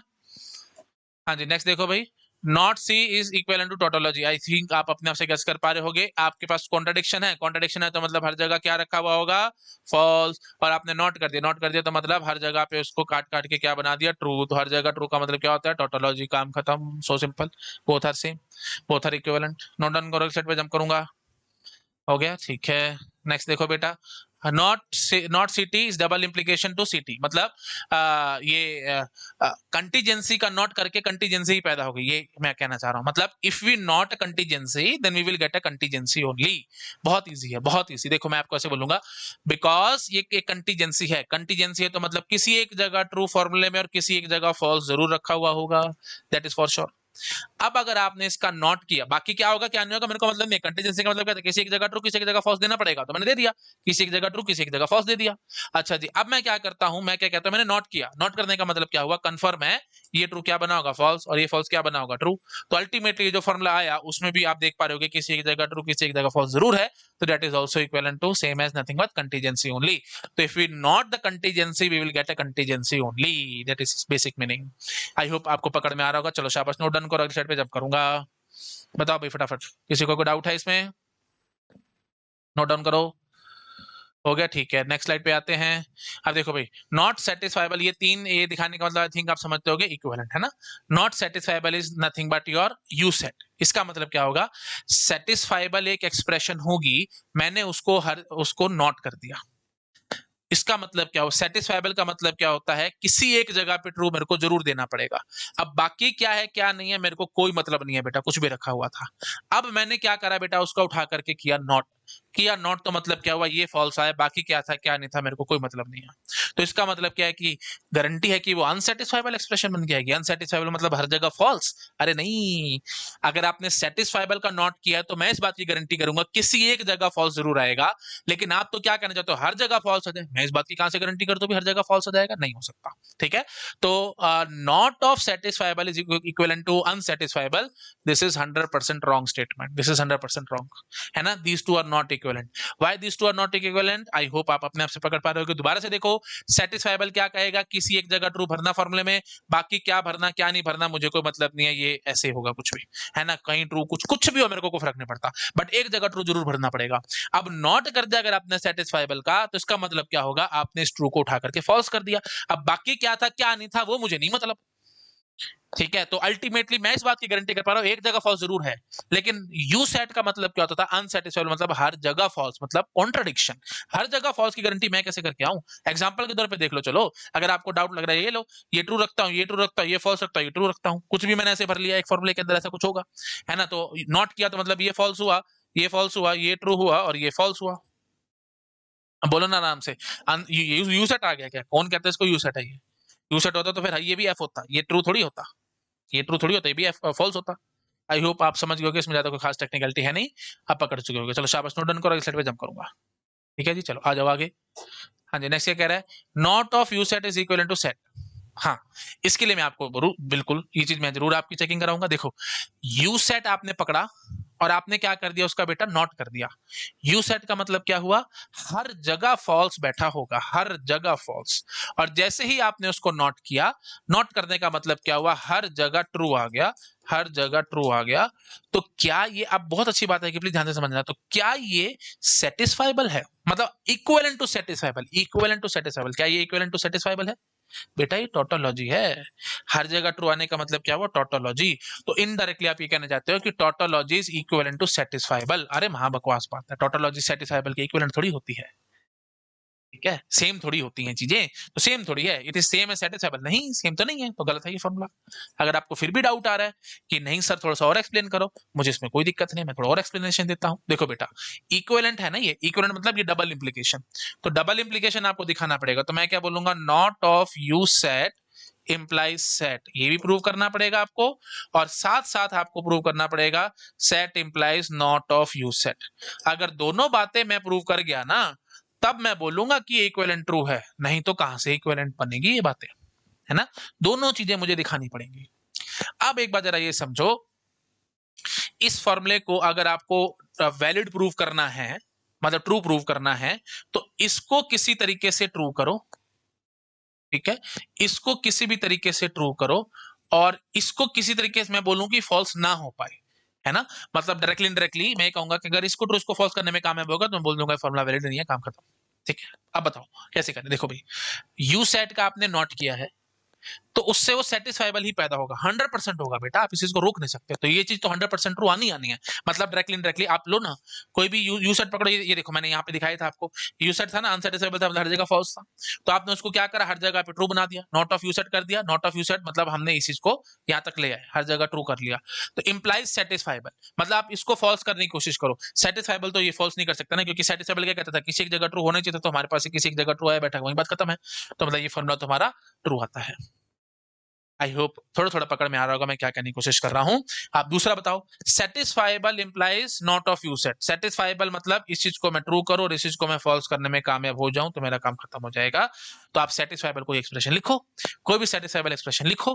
तो मैंने उठा करके लिख डाली, जैसे ये देख लो कि ये दो जगह ट्रू, एक फॉल्स और एक ट्रू, ऐसे मैंने लिख ली। तो दैट इज अ सेटिस्फाइबल एक्सप्रेशन, क्यों, क्योंकि किसी एक जगह ट्रू चाहिए था, मेरे पास आ चुका है। तो अब अगर सेटिस्फाइबल है तो क्या वो नॉट ऑफ यू सेट है। नॉट ऑफ यू सेट मतलब क्या होता है, डायरेक्टली इनडायरेक्टली टोटोलॉजी होती है। तो क्या ये टोटोलॉजी आ रही है, बताओ कहां से टोटोलॉजी है ये तो कोई टोटोलॉजी नहीं है भैया। तो मतलब ये सेटिस्फाइबल है बट ये चीज फॉल्स है, मतलब ये चीज ट्रू है और ये चीज फॉल्स करने में मैं कामयाब हो चुका हूं, तो ये फॉर्मूला वैलिड नहीं है।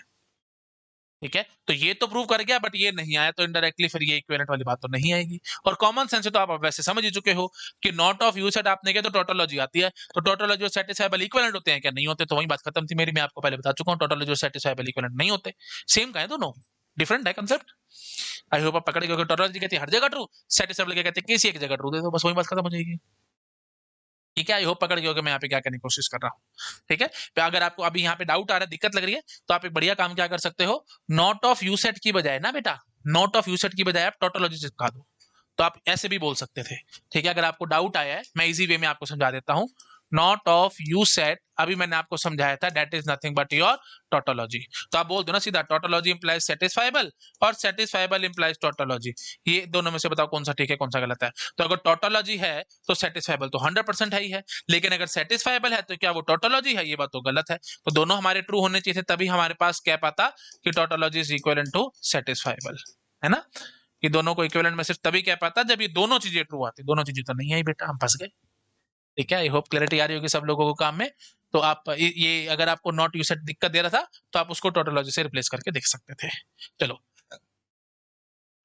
शाबाश, नो डन को अगली साइड पे जंप करूंगा। हो गया, ठीक है, नेक्स्ट पे आ जाओ बेटा। नेक्स्ट क्या कह रहे हैं, P and not P both are satisfiable implies double double implication P is contingency, मतलब ये इक्विवेलेंट बात करने की कोशिश कर रहा है। तो मतलब P and not P both satisfiable है, पी भी सेटिस्फाइबल है, मतलब पी एक फॉर्मूला होगा वो एक सेटिस्फाइबल है, नॉट पी भी एक फॉर्मूला होगा, जो मतलब पी का नोट कर लिया हमने, है ना, जहां जहां ट्रू था वहां फॉल्स बना दिया, जहां फॉल्स था वहां पे ट्रू बना लिया, ऐसे करके हमने कुछ सोच रखा था। तो दोनों के दोनों सेटिस्फाइबल हैं, तो इसका मतलब क्या होगा कि पी कंटीजेंसी होगा। चलो चेक कर लेते हैं। देखो बेटा, पी सेटिस्फाइबल है, इसका मतलब क्या होगा, किसी एक जगह ट्रू जरूर भरा हुआ होगा मैंने, बस बाकी से मेरा कोई मतलब नहीं है।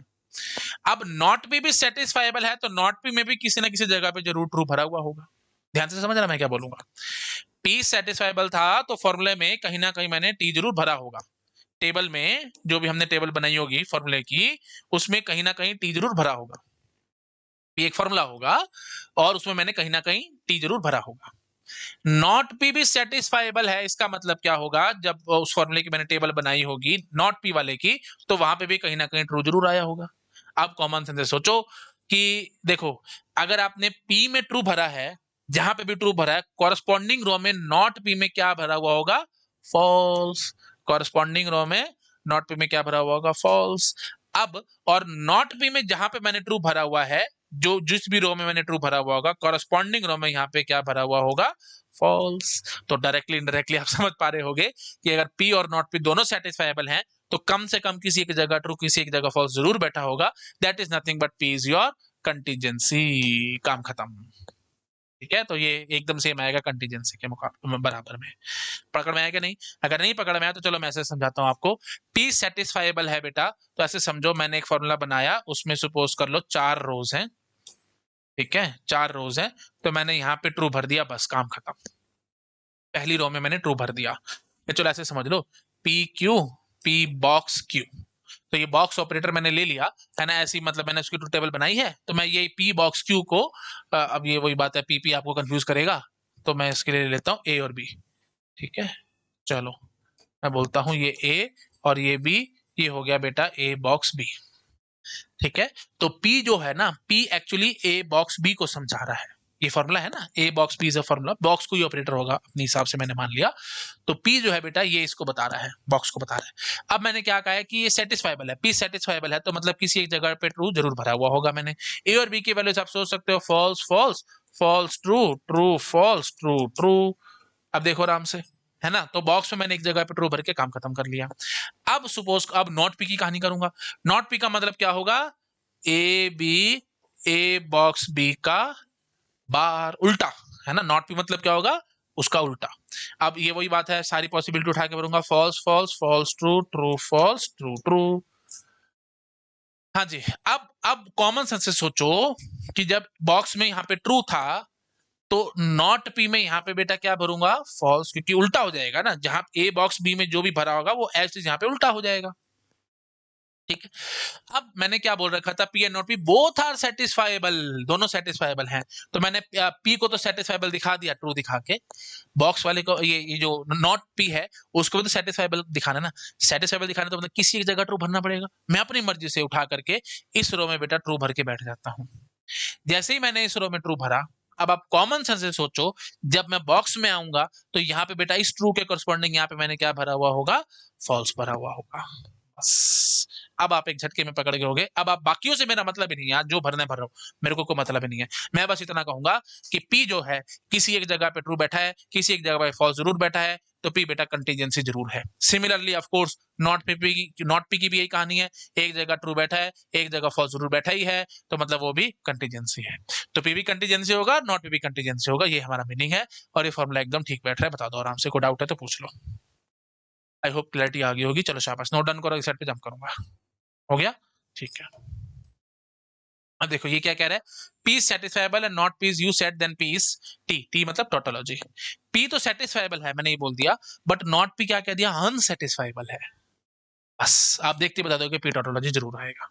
ऑफ कोर्स कैसे, देखो क्योंकि P सेटिस्फाइबल है तो वही बात है, वही वही हम मान लेते हैं operator A B, A box B, ये फॉर्मूला होगा कोई ना कोई, false false, false true, true false, true true. Box में मैं क्या कहता हूँ, P सेटिस्फाइबल है तो मतलब किसी एक जगह ट्रू जरूर भरूंगा, है ना, बाकी से मेरा को मतलब नहीं, कुछ मर्जी भरता रहूं। बट मजे की बात क्या है, इसने क्या कहा बेटा, नॉट पी यू सेट है, नॉट पी यू सेट है मतलब A B, A box B का बार करूंगा मैं, क्योंकि नॉट पी मतलब उल्टा करना है इसका।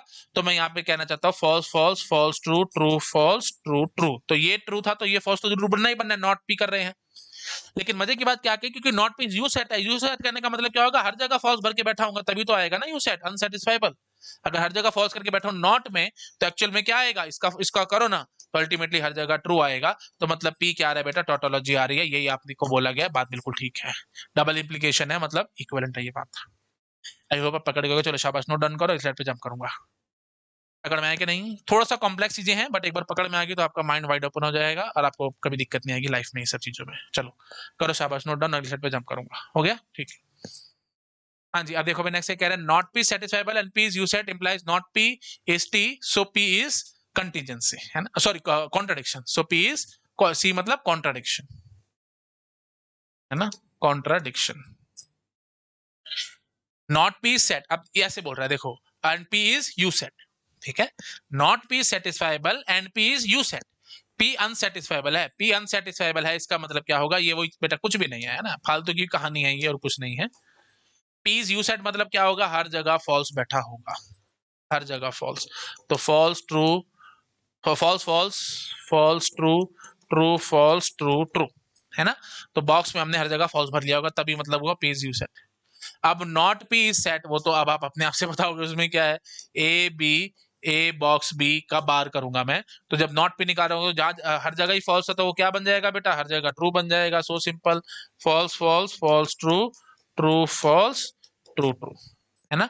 तो मतलब ये हर जगह पे ट्रू बन के बैठ जाएगा, मतलब टोटोलॉजी है ही इनडायरेक्टली। तो अब यहीं से बता दिया देखो, तो नॉट पी इज टोटोलॉजी, हाँ जी बिल्कुल, ये नॉट पी टोटोलॉजी आया है, ये पी था, तो ऑफ कोर्स ये क्या है, नॉट पी है, तो नॉट पी हमारी टोटोलॉजी है।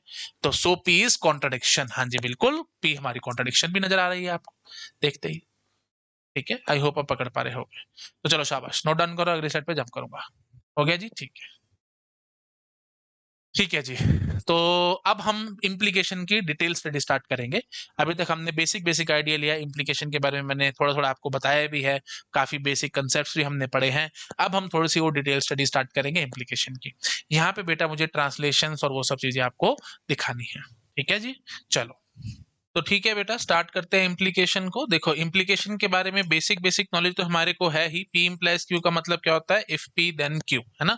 अगर पी ट्रू है तो क्यू को ट्रू होना पड़ेगा, it's as simple as that. आप सेट थ्योरी स्टाइल में ऐसे देख सकते हैं, पी सबसेट ऑफ क्यू, ठीक है, तब हम कहते हैं पी इम्प्लाइज क्यू। तो मतलब अगर पी ट्रू है तो क्यू को ट्रू होना ही पड़ेगा, डेट इज फॉर श्योर। तो ये मतलब हुआ ना, मतलब अगर आप पी के अंदर हो तो आप क्यू के अंदर तो हो ही हो। इसको आप ऐसे भी समझ सकते हैं, जैसे ये पी समझ लो दिल्ली, ठीक है, पी समझ लो दिल्ली, और क्यू समझ लो आप इंडिया। तो अगर आप दिल्ली के अंदर हैं तो इंडिया के अंदर तो है ही है, ऑफ कोर्स। ऐसा तो नहीं हो सकता ना कि दिल्ली के अंदर हो लेकिन इंडिया में नहीं हो, हवा में थोड़ी उड़ गए। आई होप आप समझ पा रहे होगे। हाँ, इंडिया में हो दिल्ली में ना हो, दैट इज पॉसिबल, आप कहीं और घूम रहे हो, लखनऊ घूम रहे हो, बॉम्बे घूम रहे हो और कहीं और हो, है ना, तो मतलब दिल्ली में हो तो इंडिया में जरूर हो ही हो। तो if P is true then Q must be true. लेकिन अगर पी ट्रू ना हुआ तो क्यू ट्रू हो भी सकता है, नहीं भी हो सकता है, it hardly matters to me. तो आई होप वो सारी चीजें अब आपके दिमाग में बहुत अच्छे से फिट हो जाएंगी जो मैंने आपको बताया था। ये देखो, पी इंप्लाइज क्यू में मैंने क्या कहा था, अगर पी ट्रू है तो क्यू को ट्रू होना पड़ेगा, दैट इज फॉर श्योर। तो अगर अगर आप दिल्ली में खड़े हो तो इंडिया में आप खड़े ही खड़े हो, दैट इज फॉर श्योर। तो ये पता है, सच बोलोगे तो आगे जाओगे, अभी मैंने समझाया था आपको। अच्छा, अगर क्यू फॉल्स है तो फिर पी को फॉल्स होना पड़ेगा, दैट इज फॉर श्योर। इसका मतलब वही, जैसे बोलता है झूठ बोलोगे तो पीछे आओगे आओगे, बिल्कुल वही चीज है।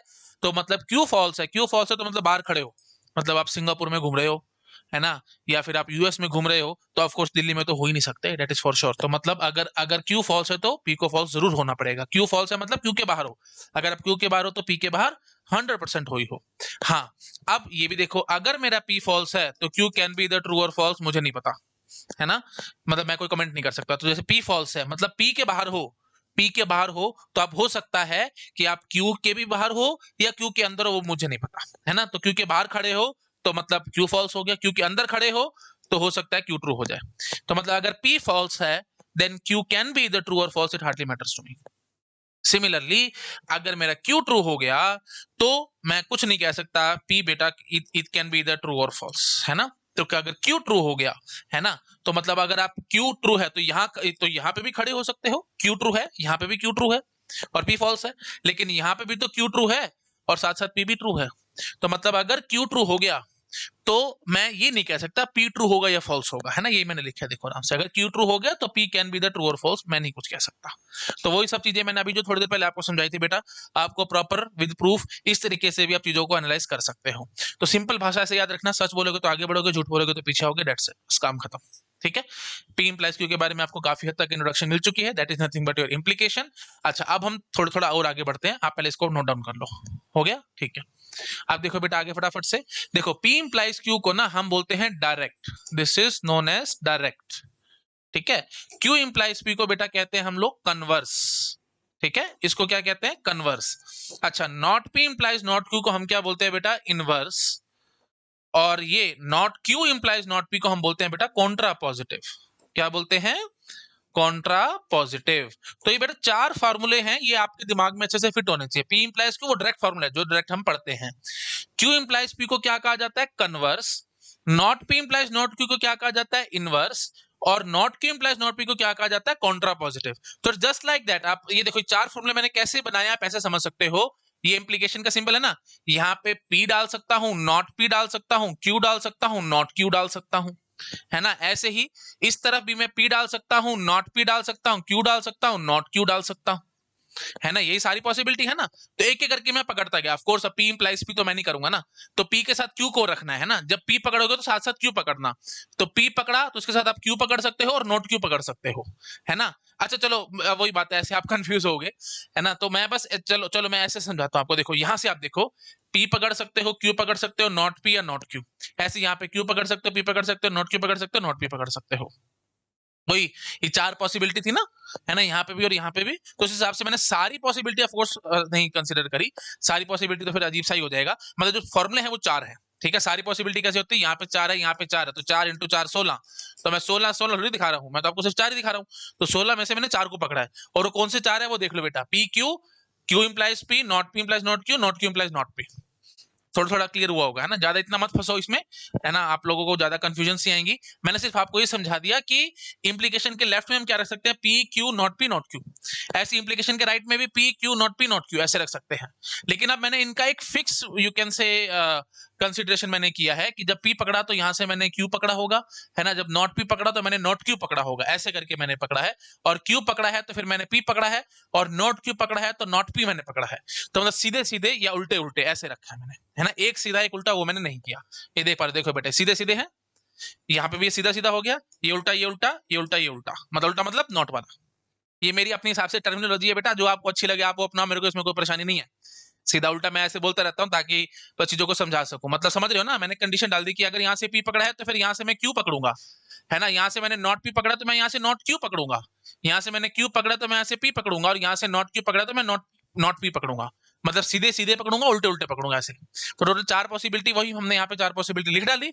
और इनके नामकरण बेटा आपको ध्यान रखने हैं। इसका नाम होता है डायरेक्ट, ये जो फॉर्मूला हम यूज करते हैं बार बार, पी इंप्लाइज क्यू वाला, इसको बोलते हैं डायरेक्ट। इसको क्या बोलते हैं बेटा? कन्वर्स, उल्टा कर दिया। कन्वर्स मतलब उल्टा, क्यू को इधर कर दिया, पी को इधर कर दिया।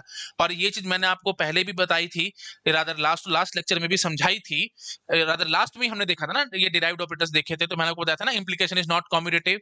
तो पी इंप्लाइज क्यू और क्यू इंप्लाइज पी बेटा सेम नहीं आए थे, आपको याद आ रहा होगा, है ना, these to were not same. तो इसलिए फिर मैंने इनका नाम भी रखा है डायरेक्ट है, और ये क्या है? कन्वर्स है। अच्छा, ये क्या है बेटा? इनवर्स है। मतलब पी का उल्टा और क्यू का भी उल्टा, not P implies not Q, that is inverse. और अगला क्या होता है बेटा? कॉन्ट्रा पॉजिटिव, क्यू का उल्टा, क्यू का नॉट कर दिया और पी का भी नॉट कर दिया, ऐसे लिख दिया। आई होप आप समझ पा रहे होगे, है ना। तो क्या करना है? पी इंप्लाइज क्यू है, फिर इसका उल्टा कर दिया तो कन्वर्स आ गया, फिर not P implies not Q कर दिया तो इनवर्स आ गया, और not Q implies not P कर दिया तो कॉन्ट्रा पॉजिटिव आ गया। मतलब उल्टा भी कर दिया और नॉट भी लगा दिए, तब बनता है बेटा कॉन्ट्रा पॉजिटिव। अब एक बहुत बढ़िया बात बताता हूं, प्लीज बहुत ज्यादा आपको ध्यान रखना है बेटा, ये दोनों एकदम इक्विवेलेंट हैं और ये दोनों एकदम इक्विवेलेंट है, ध्यान रखना है आपको। P implies Q, not Q implies not P, ये इक्विवेलेंट है, ये इक्विवेलेंट है। अब बोलोगे सर कैसे है? अरे कोई टेंशन की बात नहीं है, बुलियन जबरा आपको आता नहीं है क्या? बुलियन जबरा से एक झटके में प्रूव करूंगा। देखो भाई आराम से, P implies Q है तो इसको कैसे खोलोगे? P बार प्लस में Q। और इसको कैसे खोलोगे? नॉट Q पहले से लगा पड़ा है ना, तो Q बार का बार हो जाएगा, और प्लस में ये एस दूसरे वाला लिखा जाता था P बार, तो अल्टीमेटली क्या आया? ये P बार प्लस में Q है कि नहीं? कितना आसान। क्या आया? P बार प्लस में Q आया। ये डबल बार होगा तो हट जाएगा ना, तो ये देख लो दोनों के दोनों सेम आए ना। अच्छा, इसकी चेकिंग करो, Q implies P और ये not P implies not Q। Q implies P को आप कैसे लिखोगे बेटा? है ना, Q implies P को आप कैसे लिखोगे? Q बार प्लस में P, है ना। और इसको कैसे लिखोगे? इस पे बार लग जाएगी, P बार का बार प्लस में, और ये एज डिस Q बार। तो ये देख लो बेटा दोनों सेम आए कि नहीं आए। तो ध्यान रखना आपको, डायरेक्ट और कॉन्ट्रा पॉजिटिव एक जैसे होते हैं, इनवर्स और कन्वर्स एक जैसे होते हैं, बट डायरेक्ट और कन्वर्स एक जैसे नहीं है, प्लीज ध्यान रखना, ठीक है। तो ये मैं नहीं बोल रहा, मैथमेटिक्स बोल रही है, आपको बोलने जरूरत से मैंने अभी तो प्रूव करके दिखा दिया। तो याद रखना है आपको, डायरेक्ट और कॉन्ट्रा पॉजिटिव सेम है, कन्वर्स और इनवर्स एकदम सेम है। अब मैं जितने बार मर्जी बोलूं कोई फायदा नहीं है, जब तक क्वेश्चन नहीं करूंगा तब तक आपको शांति पड़ेगी नहीं, और तब तक आपको समझ में भी नहीं आएगा क्या चल रहा है। तो आते हैं धीरे-धीरे क्वेश्चंस पे जंप करते हैं। चलो शाबाश, इसको नोट डाउन करो। हो गया? ठीक है, आते हैं बेटा आगे। अब देखो आराम से फटाफट से देखो, ये ना बहुत इंपॉर्टेंट बातें हैं। अब मैं आपको एक सिंपल भाषा में समझा देता हूं। अगर आपने पेपर में कॉमन सेंस लगाई, बहुत मुझे पता है बहुत सारे लोग बोलते हैं computer science common sense, computer science common sense, महा बकवास बातें हैं, कॉमन सेंस नहीं होती, ठीक है। अगर आपने कॉमन सेंस लगाई, 100 क्या 110% आप क्वेश्चन गलत करके आएंगे। तो चीजों की सेंस में नहीं घुसना, अपना फालतू का दिमाग नहीं लगाना, जो मैथमेटिक्स कह रही है वही सबसे ठीक है। याद रखना बेटा, मैथमेटिक्स को कहा जाता है लैंग्वेज ऑफ गॉड, भगवान की लैंग्वेज है वो, तो वो कभी गलत नहीं हो सकती। Mathematics is never wrong, God कभी गलत नहीं हो सकते, ऐसी mathematics can never be wrong, ठीक है। हमारी अंग्रेजी, हिंदी, ये जो लैंग्वेजेस हैं, ह्यूमन वाली लैंग्वेजेस हैं, हम इंसानों की बने लैंग्वेजेस हैं, वो खराब हो सकती हैं, वो गलत हो सकती हैं, वो रॉन्ग आंसर दे सकती हैं, है ना। हमारी सेंस गलत आंसर दे सकती है, लेकिन मैथमेटिक्स कभी गलत आंसर नहीं देगी। इसलिए आपको हमेशा मैथमेटिक्स पे रिलाई करना है। अब आप बोलोगे सर इतना लंबा लेक्चर आपने क्यों दिया? अभी दिखाता हूँ मैं आपको अभी समझ में आएगा। देखो, मैंने पी एक स्टेटमेंट मान ली बेटा, आई हैव मनी। क्यू मैंने मान ली, I will buy a car. तो P इंप्लाइज Q को आप कैसे खोलोगे? इफ P देन Q, मैं बोलता था ना, if P then Q। Q मतलब P इंप्लाइज Q का मतलब क्या होता था? इफ P देन Q, मतलब अगर P ट्रू है तो Q को ट्रू होना पड़ेगा। हम ऐसे बोलते थे, ऐसे मैंने लिख डाला कि if I have money then I will buy a car. मैंने बोल दिया कि अगर मेरे पास पैसे होंगे मैं गाड़ी खरीदूंगा। It's as simple as that. तो P इंप्लाइज Q की ये कहानी हो गई। अब देखो बेटा, not P implies not Q की क्या कहानी होगी? आप बोलोगे नॉट P करने का मतलब क्या होगा? आई हैव मनी का उल्टा क्या होगा? I don't have money. तो मैंने लिख डाला आई डोंट हैव मनी। और नॉट Q का मतलब क्या होगा? I will not buy a car. तो मैंने लिख डाला I will not buy a car. तो not P implies not Q का मतलब क्या होगा? If I don't have money then I will not buy a car. Simple बात। अब अगर तुम नॉर्मल कॉमन सेंस से सोचने की कोशिश करोगे ना, आपको लगेगा ये दोनों बातें बराबर है। आपका दिमाग बोलेगा कि ये दोनों बातें बराबर हैं। अंग्रेजी से समझो, अंग्रेजी से क्या बोलोगे? If I have money then I will buy a car. और आप इसका मतलब क्या है? If I don't have money then I will not buy a car. Common sense से लग रहा है ना आपको ये चीज? दिमाग सिंपल बात बोल रहा होगा। अगर आपका दिमाग कह रहा है कि नहीं सर सेम नहीं है, तो आई कॉन्ग्रेचुलेट यू, मैं आपसे हैंडशेक करता हूं, आपका दिमाग बहुत फर्स्ट क्लास और लॉजिकल है। लेकिन अगर आपका दिमाग कह रहा है कि दोनों बातें बराबर हैं, तो बेटा आपका दिमाग गड़बड़ है। गड़बड़ इन द सेंस कह रहा ऑफ कोर्स अच्छा दिमाग है, सबका अच्छा दिमाग होता है, बट लॉजिकल नहीं है। तो फालतू के लॉजिक्स पे मत घुसना, जबरदस्ती की बातें नहीं करनी, जो मैथमेटिक्स कह रही है चुपचाप से बोल दो। अब मैथमेटिक्स क्या कहती है, पी इंप्लाइज क्यू और not P implies not Q दोनों बराबर नहीं होते, हम मैथमेटिक्स में पढ़ के आए हैं। तो बेटा दोनों चीजें बराबर नहीं है, डेट्स इट, काम खत्म। No more discussions about it, and topic end हो गया यहाँ पे मेरा। मैं यहाँ पे इसके बारे में और ज्यादा आपसे बहस नहीं करूंगा, ना ही आप मुझसे बार बार पूछेंगे कि सर ऐसे कैसे, मारो गोली हर चीज को। मैथमेटिक्स ने बोल दिया, भगवान ने बोल दिया, भगवान ने बोल दिया तो बस सब कुछ ठीक है, उसके आगे हम कुछ नहीं कह सकते। जो भगवान की मर्जी वो इंसान को माननी पड़ती है। तो बिल्कुल वही चीज है बेटा, भगवान ने बोल दिया कि ठीक है तो बस ठीक है, दैट्स इट। तो क्या है, if I have money then I will buy a car, and if I don't have money then I will not buy a car. ये दोनों चीजें बराबर नहीं है, बस दैट्स इट। आई होप आप समझ गए होंगे। आगे पढ़ो। Q implies P का मतलब क्या होगा, if I will buy a car then I have money. इसका मतलब ये हो गया ना, if I will buy, Q का मतलब क्या था, I will buy a car. P का मतलब क्या था, आई हैव मनी। तो मैं बोलूंगा if I will buy a car then I have money. अच्छा लास्ट क्या होगा, contrapositive, not Q implies not P, if I will not buy a car then I don't have money. अब अंग्रेजी को मारो गोली, तुम्हारे को समझ में आती है नहीं आती, सेंस क्या है क्या नहीं है, मारो गोली। अब बोलो कॉमन सेंस, जो कहते हैं कंप्यूटर साइंस कॉमन सेंस, अब लगाओ कॉमन सेंस, और कॉमन सेंस से मेरे को बताओ कि दोनों चीजें बराबर है। बोलो, आती है दिल से आवाज कि ये दोनों चीजें बराबर हैं, बट एक्चुअली बराबर है, मैंने अभी आपको मैथमेटिकली प्रूव किया है। तो इसकी सेंस के पीछे मत जाना, ये दोनों बराबर हैं। पहली स्टेटमेंट क्या है, if I have money then I will buy a car. दूसरी स्टेटमेंट है, if I will not buy a car then I don't have money. ये दोनों बातें एकदम सेम हैं, बस दैट्स इट। आई होप आप समझ गए होगे। बीच में मत घुसना सेंस निकालने के लिए, सेंस नहीं निकलने वाली, ठीक है। क्यों निकलेगी, सेंस नहीं है ना। तो बट ये है से, ठीक है। आई होप आप समझ गए होगे। सिमिलरली ये दोनों एकदम सेम है। अब लगाओ कॉमन सेंस, जितनी मर्जी लगानी है आप इसको करो कॉमन सेंस से प्रूव कि if I don't have money then I will not buy a car, और if I will buy a car then I have money, दोनों बातें सेम है। अरे कहां से लग रही है सेम, दिमाग घूम जाएगा पकड़ समझ समझ के कि पता नहीं कहां से क्या हो रहा है, एंड सो दिमाग से नहीं हो पाएगा, मैथमेटिकली सोचोगे तो समझ गए होगे, ठीक है। आई होप पकड़ रहे होगे। और ये बहुत इंपॉर्टेंट बात है बेटा, क्वेश्चन है, मजाक नहीं है, क्वेश्चन है इस तरीके की, मैं भी आपको दिखाऊंगा। चलो करो शाबाश, नोट डाउन हो गया, ठीक है। आते हैं नेक्स्ट स्लाइड पे। हाँ जी, तो आप देखो भाई, अब अगर आपको यहाँ पे सेंस समझ नहीं आ रही थी ना, अब मैं आपको एक एग्जांपल दिखाऊंगा जहां पे आपको थोड़ी थोड़ी सेंस निकल के आनी शुरू हो जाएगी। जैसे पी स्टेटमेंट में मानता हूं A is equal to 0, Q statement में मानता हूं A star B is equal to 0, ठीक है। ये दो मैंने स्टेटमेंट मान ली, मतलब ये प्रपोजिशन होगी ए इज इक्वल टू 0, ये होगी A star B is equal to 0, मैंने स्टेटमेंट मान ली बस, ठीक है। आगे बढ़ो, पी प्लस क्यू का होगा, if A is equal to 0 then A star B is equal to 0। बोलो भाई, क्या ये इसकी सेंस निकल के आती है। अगर ए 0 होगा तो ए स्टार बी 0 होगा, ही होगा। हाँ जी बिल्कुल, सेंस निकल रही है कुछ। अच्छा, उसके बाद नॉट पी प्लस नॉट को क्या मतलब क्या होगा, if A is not equal to 0 then A star B is not equal to 0, ठीक है। Next, not Q implies not P क्या होगा, if A star B is not equal to 0 then A is not equal to 0। Of course आप guess कर पा रहे होगे, Q implies P क्या होगा, if A star B is equal to 0 then A is equal to 0, है ना। ये आई थिंक ये बस आप वैल्यूज पुट कर लो और देख लो। हाँ, अब आप थोड़ा सा सेंस निकाल पा रहे होगे। ये और ये देखो, थोड़ा सा कोशिश करो सेंस निकालने की, सेम निकल के आएंगी। If A is equal to 0 then A star B is equal to 0, और इसका इक्विवेलेंट स्टेटमेंट आप ये भी कह सकते हो कि अगर A star B is not equal to 0 then A should not be equal to 0। Sense निकालो, सेंस कोशिश करो। अगर ए 0 है तो A star B is equal to 0 होने का ना, तो कोई ऑफ कोर्स आप बता दोगे, इसमें क्या टेंशन है भाई। दो नंबर्स को मल्टीप्लाई करा करके आप बोलते हो 0 है, मतलब, और मैं कहता हूं कि अगर ए 0 है तो कंफर्म है ना बेटा, A star B is equal to 0 होना ही होना है, उसको तो कौन रोकेगा। तो if A is equal to 0 then A star B is equal to 0, dead sure, ये बात ठीक है।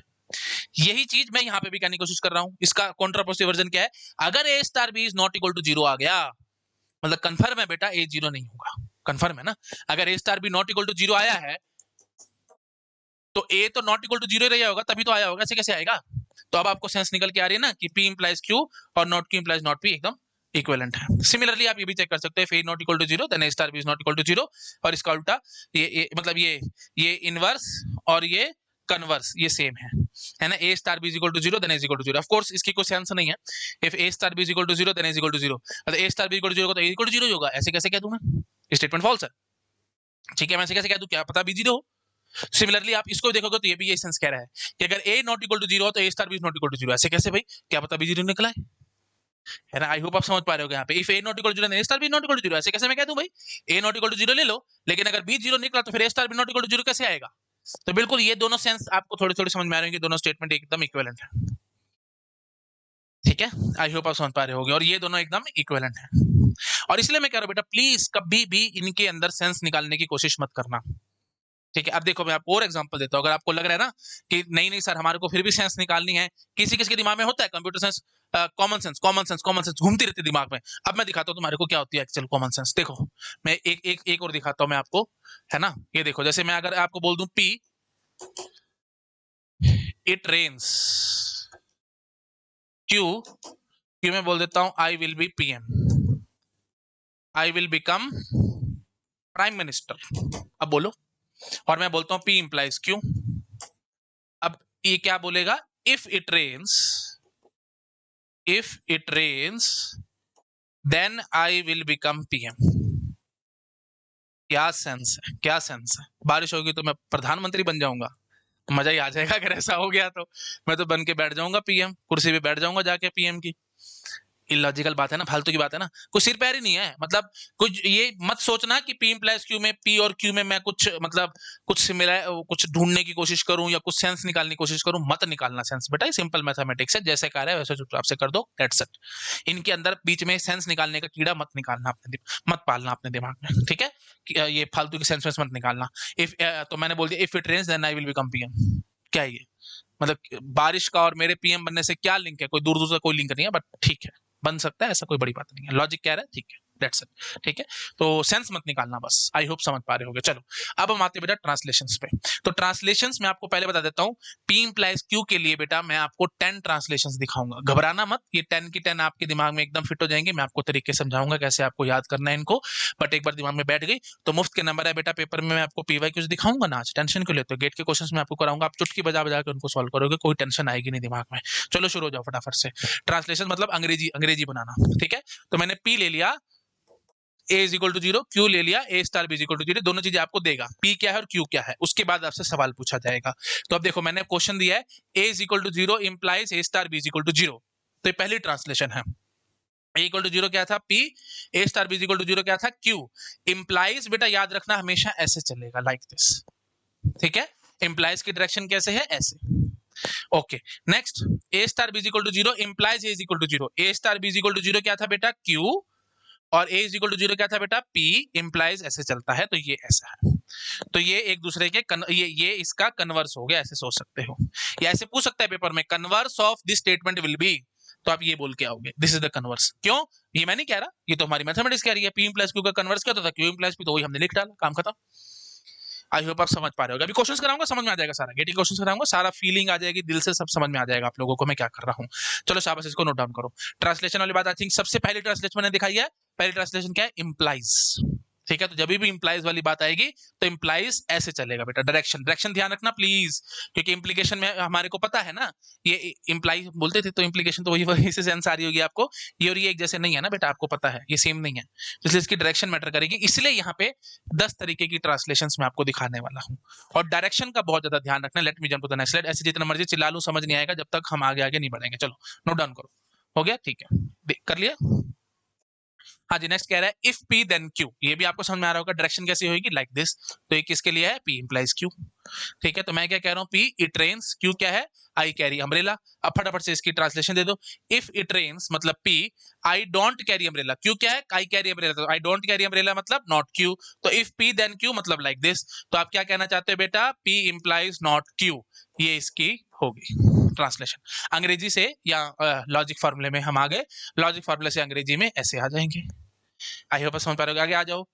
It rains then I will carry umbrella, if it rains then I will carry umbrella, it rains क्या है, P, I will carry umbrella क्या है, Q, तो if P then Q, तो ऐसे आएगा P implies Q। अच्छा अब यहाँ पे ना बेटा लॉजिक में ये अंग्रेजी से लिंकिंग मत करने बैठ जाना, सर टेंस की गड़बड़ होगी। जब मैं ऑप्शनल क्लास में पढ़ाता था ना, बड़े बच्चे बड़े सारे स्टूडेंट बोलते सर टेंस गड़बड़ कर दी, यहाँ पे तो लिखा हुआ है आई कैरी अम्ब्रेला, आप यहाँ कह रहे हो आई विल कैरी अम्ब्रेला। अरे वहां बकवास बात है, अंग्रेजी में थोड़ी घूम रहे हैं हम, तो मैथमेटिक्स कर रहे हैं।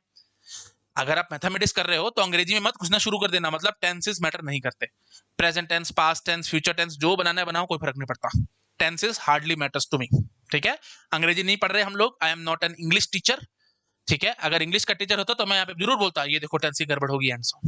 मैथमेटिक्स है तो उसको मैथमेटिक्स की तरीके से देखो, अंग्रेजी में नहीं फंसना, मतलब टेंसेस मैटर नहीं करेंगे लॉजिक में, मोटी मोटी बात आपको ये समझ में आनी चाहिए, tenses does not matter in logic, लिख लेना अंग्रेजी में कहीं जाके साइड में, आई होप समझ पा रहे हो। चलो शाबाश, नोट डाउन करो, अगली स्लाइड पे जंप करूंगा। हो गया जी, ठीक है। सेकंड ट्रांसलेशन आ गई सबको समझ में? इफ पी देन क्यू, ये होगी। अच्छा, पहली क्या थी? इंप्लाइज, है ना? पी इंप्लाइज क्यू, ऐसे मैं लिखता हूं। चलो, पी इंप्लाइज क्यू, तो ये डायरेक्शन ऐसे होती है बेटा। अब क्यू इंप्लाइज पी की, of course Q implies P, ऐसे उल्टा हो जाएगा, मतलब कन्वर्स हो जाएगा, है ना? अब इफ पी देन क्यू ऐसे है, पी इंप्लाइज क्यू टाइप। अच्छा, अब क्यू इफ पी, अब ये ध्यान रखना बेटा, बहुत ध्यान रखना। क्यू इफ पी कैसे चलता है? ऐसे, P implies Q, like this, ठीक है? तो मतलब क्यू इफ पी अगर आपने कहा तो ये ऐसे है बेटा, इफ ऐसे, पी इंप्लाइज क्यू बनेगा ये। मतलब इफ की डायरेक्शन कैसे चलती है? ऐसे, ऐसे। प्लीज ध्यान रखना। पीछे क्या था? इफ पी देन क्यू, मतलब जो इफ के बाद आता है ना वो पहले आता है, ऐसे याद रख सकते हो। अंग्रेजी में सिंपल ऐसे याद रखना, जो इफ के बाद आएगा वो पहले आएगा। इफ पी देन क्यू, तो पी पहले था, इफ के बाद पी आया था ना, तो पी पहले आया था, पी इंप्लाइज क्यू ऐसे बन गया था। अब यहाँ पे मैंने क्या कहा है बेटा, देखो आराम से, क्यू इफ पी, तो इफ के बाद क्या है? पी है, तो पी पहले आएगा, तो इसलिए पी इंप्लाइज क्यू बनेगा, ध्यान रखना। तो क्यू इफ पी एग्जैक्टली क्या होता है? P implies Q. अब देखो आराम से पढ़ो, पी को मैंने क्या कहा है?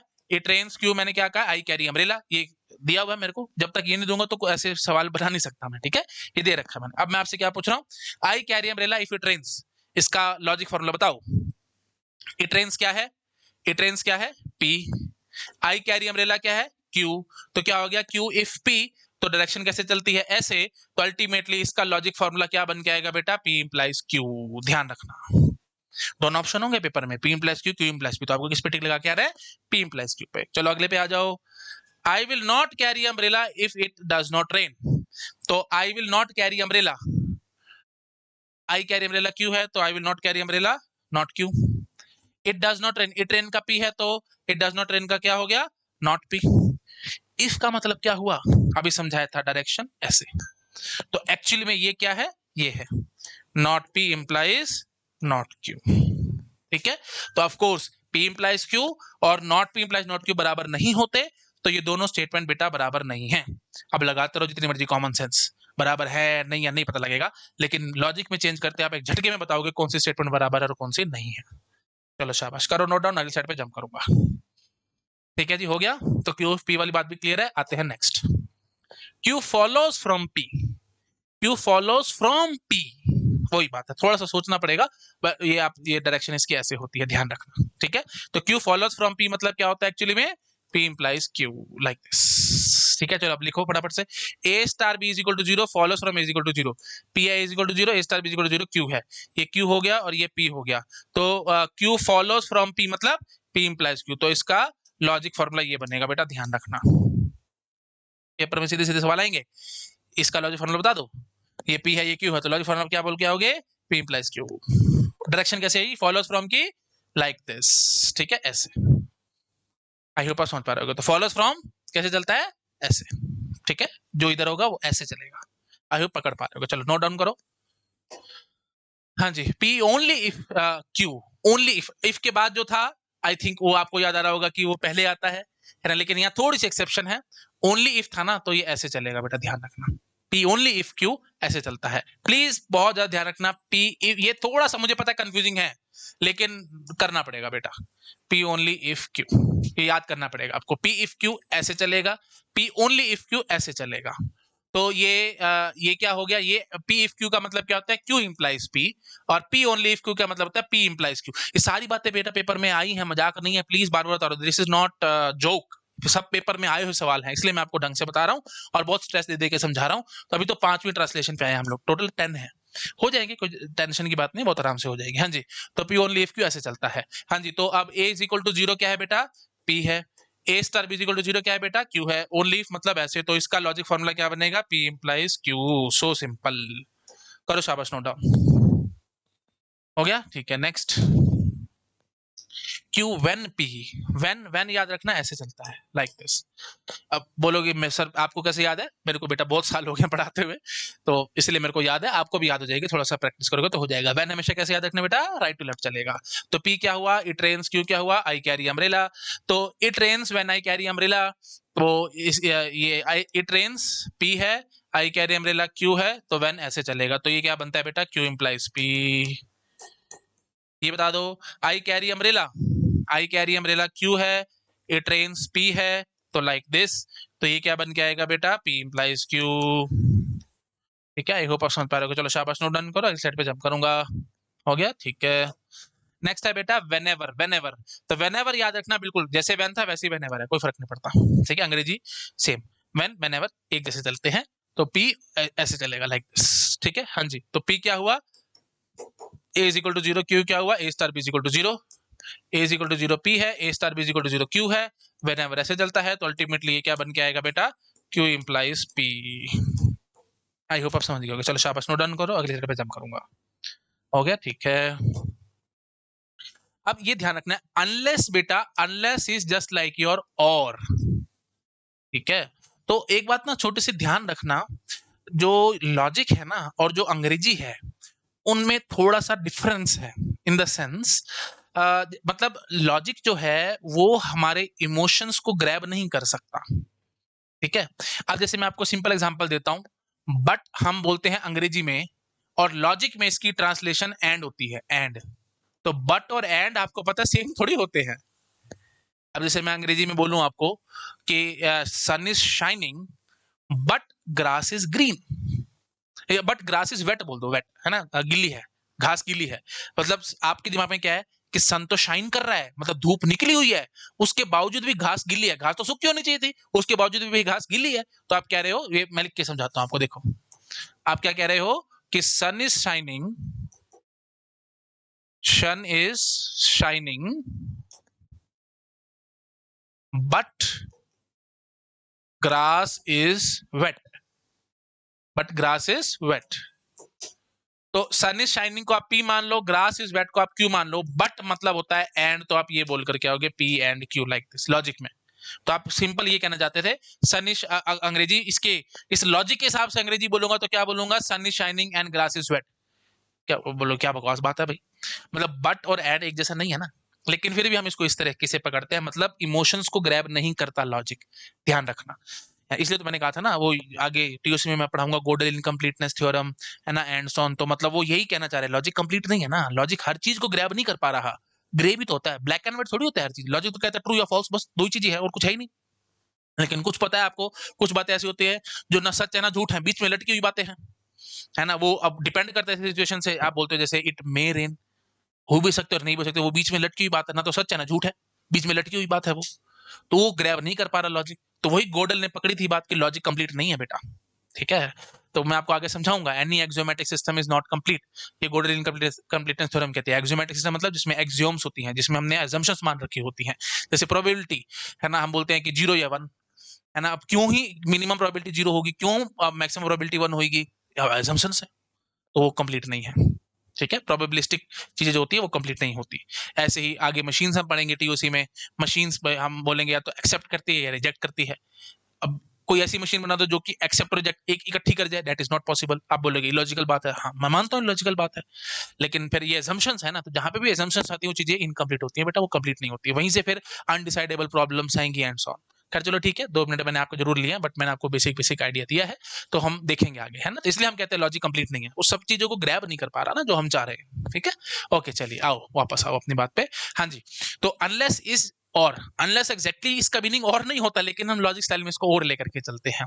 तो क्यू अनलेस नॉट पी, तो इसका बेसिक मतलब क्या हो, लॉजिक स्टाइल में क्या बोलोगे, क्यू अनलेस क्यू और नॉट पी।